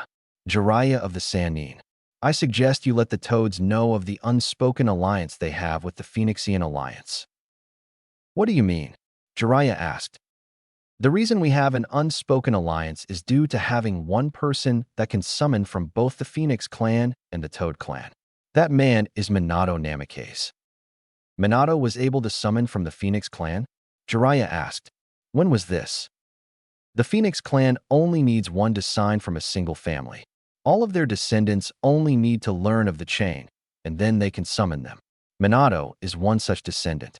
That also means that Naruto is a summoner. Naruto nodded. This right here is proof of multiple summons working together with a single summoner. That it is. Kakashi said. All right, we should begin the training we already agreed on. Naruto nodded. You guys should let your respective bosses know. Khan and Kituno nodded and dispelled. Sasuke summoned a small dragon. It was purple with golden horns. Spyro here. What's up? Apparently the Bane of the Bijou is back. I'm not sure of the details, but I figure you should let the others know of this, because the Kitsune clan seems a little desperate. Sasuke told him. Oh shit. Screw the chain of command. This goes directly to the top. Sasuke, I'm glad you let us know. Sasuke nodded, and the dragon left. Summoning Jutsu. A small toad appeared in front of Jiraiya. Jiraiya? I thought you'd summon Gamma. Gamakichi, are you aware of the Phoenix clan? Jiraiya asked. Vaguely aware. Pops would know more than I do, though. What? Due to Minato being able to summon both the Toads and Phoenixes, they have an unspoken alliance, or so I'm told. Jiraiya said. I'm not sure of the credibility of this, but the information comes from a Phoenix themselves. Bring in the old man. I don't mean mine, but the elders. They would know more than I do about this. Jiraiya nodded. I'll do that later. For now, just let them know of this, and see if it has any credibility towards it. I can't stress this enough. If this is the case, then it would do us some good to make contact with them. Damn, Pops is not gonna like this. The toad, Gamakichi, left in smoke. Jiraiya looked at them all, but his gaze rested on Naruto. Kid, you are on a thin line already. I advise you not to make it thinner. Don't blame me for what I didn't know much about in the first place. Naruto waved his hand. Anyway, let's go to another one of the waterfalls. There should be trees, and a river there as well. I know just the place. Jiraiya then led them all to a waterfall. This is where I taught Minato most of the time. Kakashi, you work with Sasuke on his control. Naruto, you already know what to do, so I'm going to add in the seal. Also, Know that it will dispel any shadow clones that are still around. You'll still get their memories like you usually do. Naruto nodded. I'll need to see the seal itself. Naruto took off his shirt, while Hinata blushed, but she didn't faint. She was long past that. Naruto showed the seal, and Sasuke was impressed. The tips of Jiraiya's fingers were set ablaze. Hands up. Just put it on, Naruto said, annoyed. 5-pronged seal. Jiraiya's hand hit his stomach. Hard. Get to the tree climbing exercise. That's first on the list. Naruto suddenly got a headache. Damn. When you said it would dispel my shadow clones, you weren't kidding. He sat up against a tree. Give me a minute to sort out my thoughts. Then I'll start. Hinata started working on the waterfall climbing exercise, while Sasuke was working on the tree climbing. After 1 minute exact, Naruto got up, pulled out a kunai, and started running at the tree. He didn't get that far. Only about 5 steps, before he lost grip. When Kyuubi told me this would fuck up my control, he wasn't kidding. Naruto mused. They went at this until sundown. Naruto managed to get halfway up the tree. Sasuke, not much farther than that. Hinata didn't even go 6 feet up the waterfall. It was 50 feet at least. She had a ways to go before she was done. Kakashi and Jiraiya were a little impressed at their progress. All right, that's enough for today. Naruto, that seal will stay on you for the time being. You should all stick with D ranks until you can walk on water with ease. No sense going any higher with that seal on Naruto. They all nodded. They decided to call it a day. Also, I'll be staying in the village for a few weeks, mainly to oversee your progress. Jiraiya added. Get some rest. Kakashi, only 2 D ranks a day, and if Tora comes up, don't bother taking it. That one would take too much time. You all need to keep working on control. Naruto needs it most, and he knows it. They all walked off to their respective homes. Chapter 4. Dense Forest. A bunch of foxes with varying numbers of tails were gathered. All right, Kituno. Why the hell did you bother calling up the Kitsune Council? Don't you know that this is not something to use as a prank? A fox with 8 tails flowing behind him said, completely annoyed.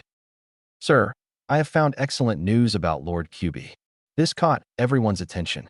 Before you say this is some kind of joke on my part, I should tell you that we have 2 summoners now, one of which is a Jinchuriki. The others were silent, aside from the 8-tailed one. Where did you hear this? And how come I haven't heard anything? I was just summoned, and they signed the night before. His name is Naruto Uzumaki Namikaze. The other one goes by the name of Hinata Hyuga. Naruto is the one who summoned me, and told me himself that he was a Jinchuriki of a Kitsune. There is only one that's been missing in the last 30 years, and he seems just barely 12 or 13 in human years. This led me to believe that he has Lord Kyuubi sealed within him. Then he told me himself when I asked where he was.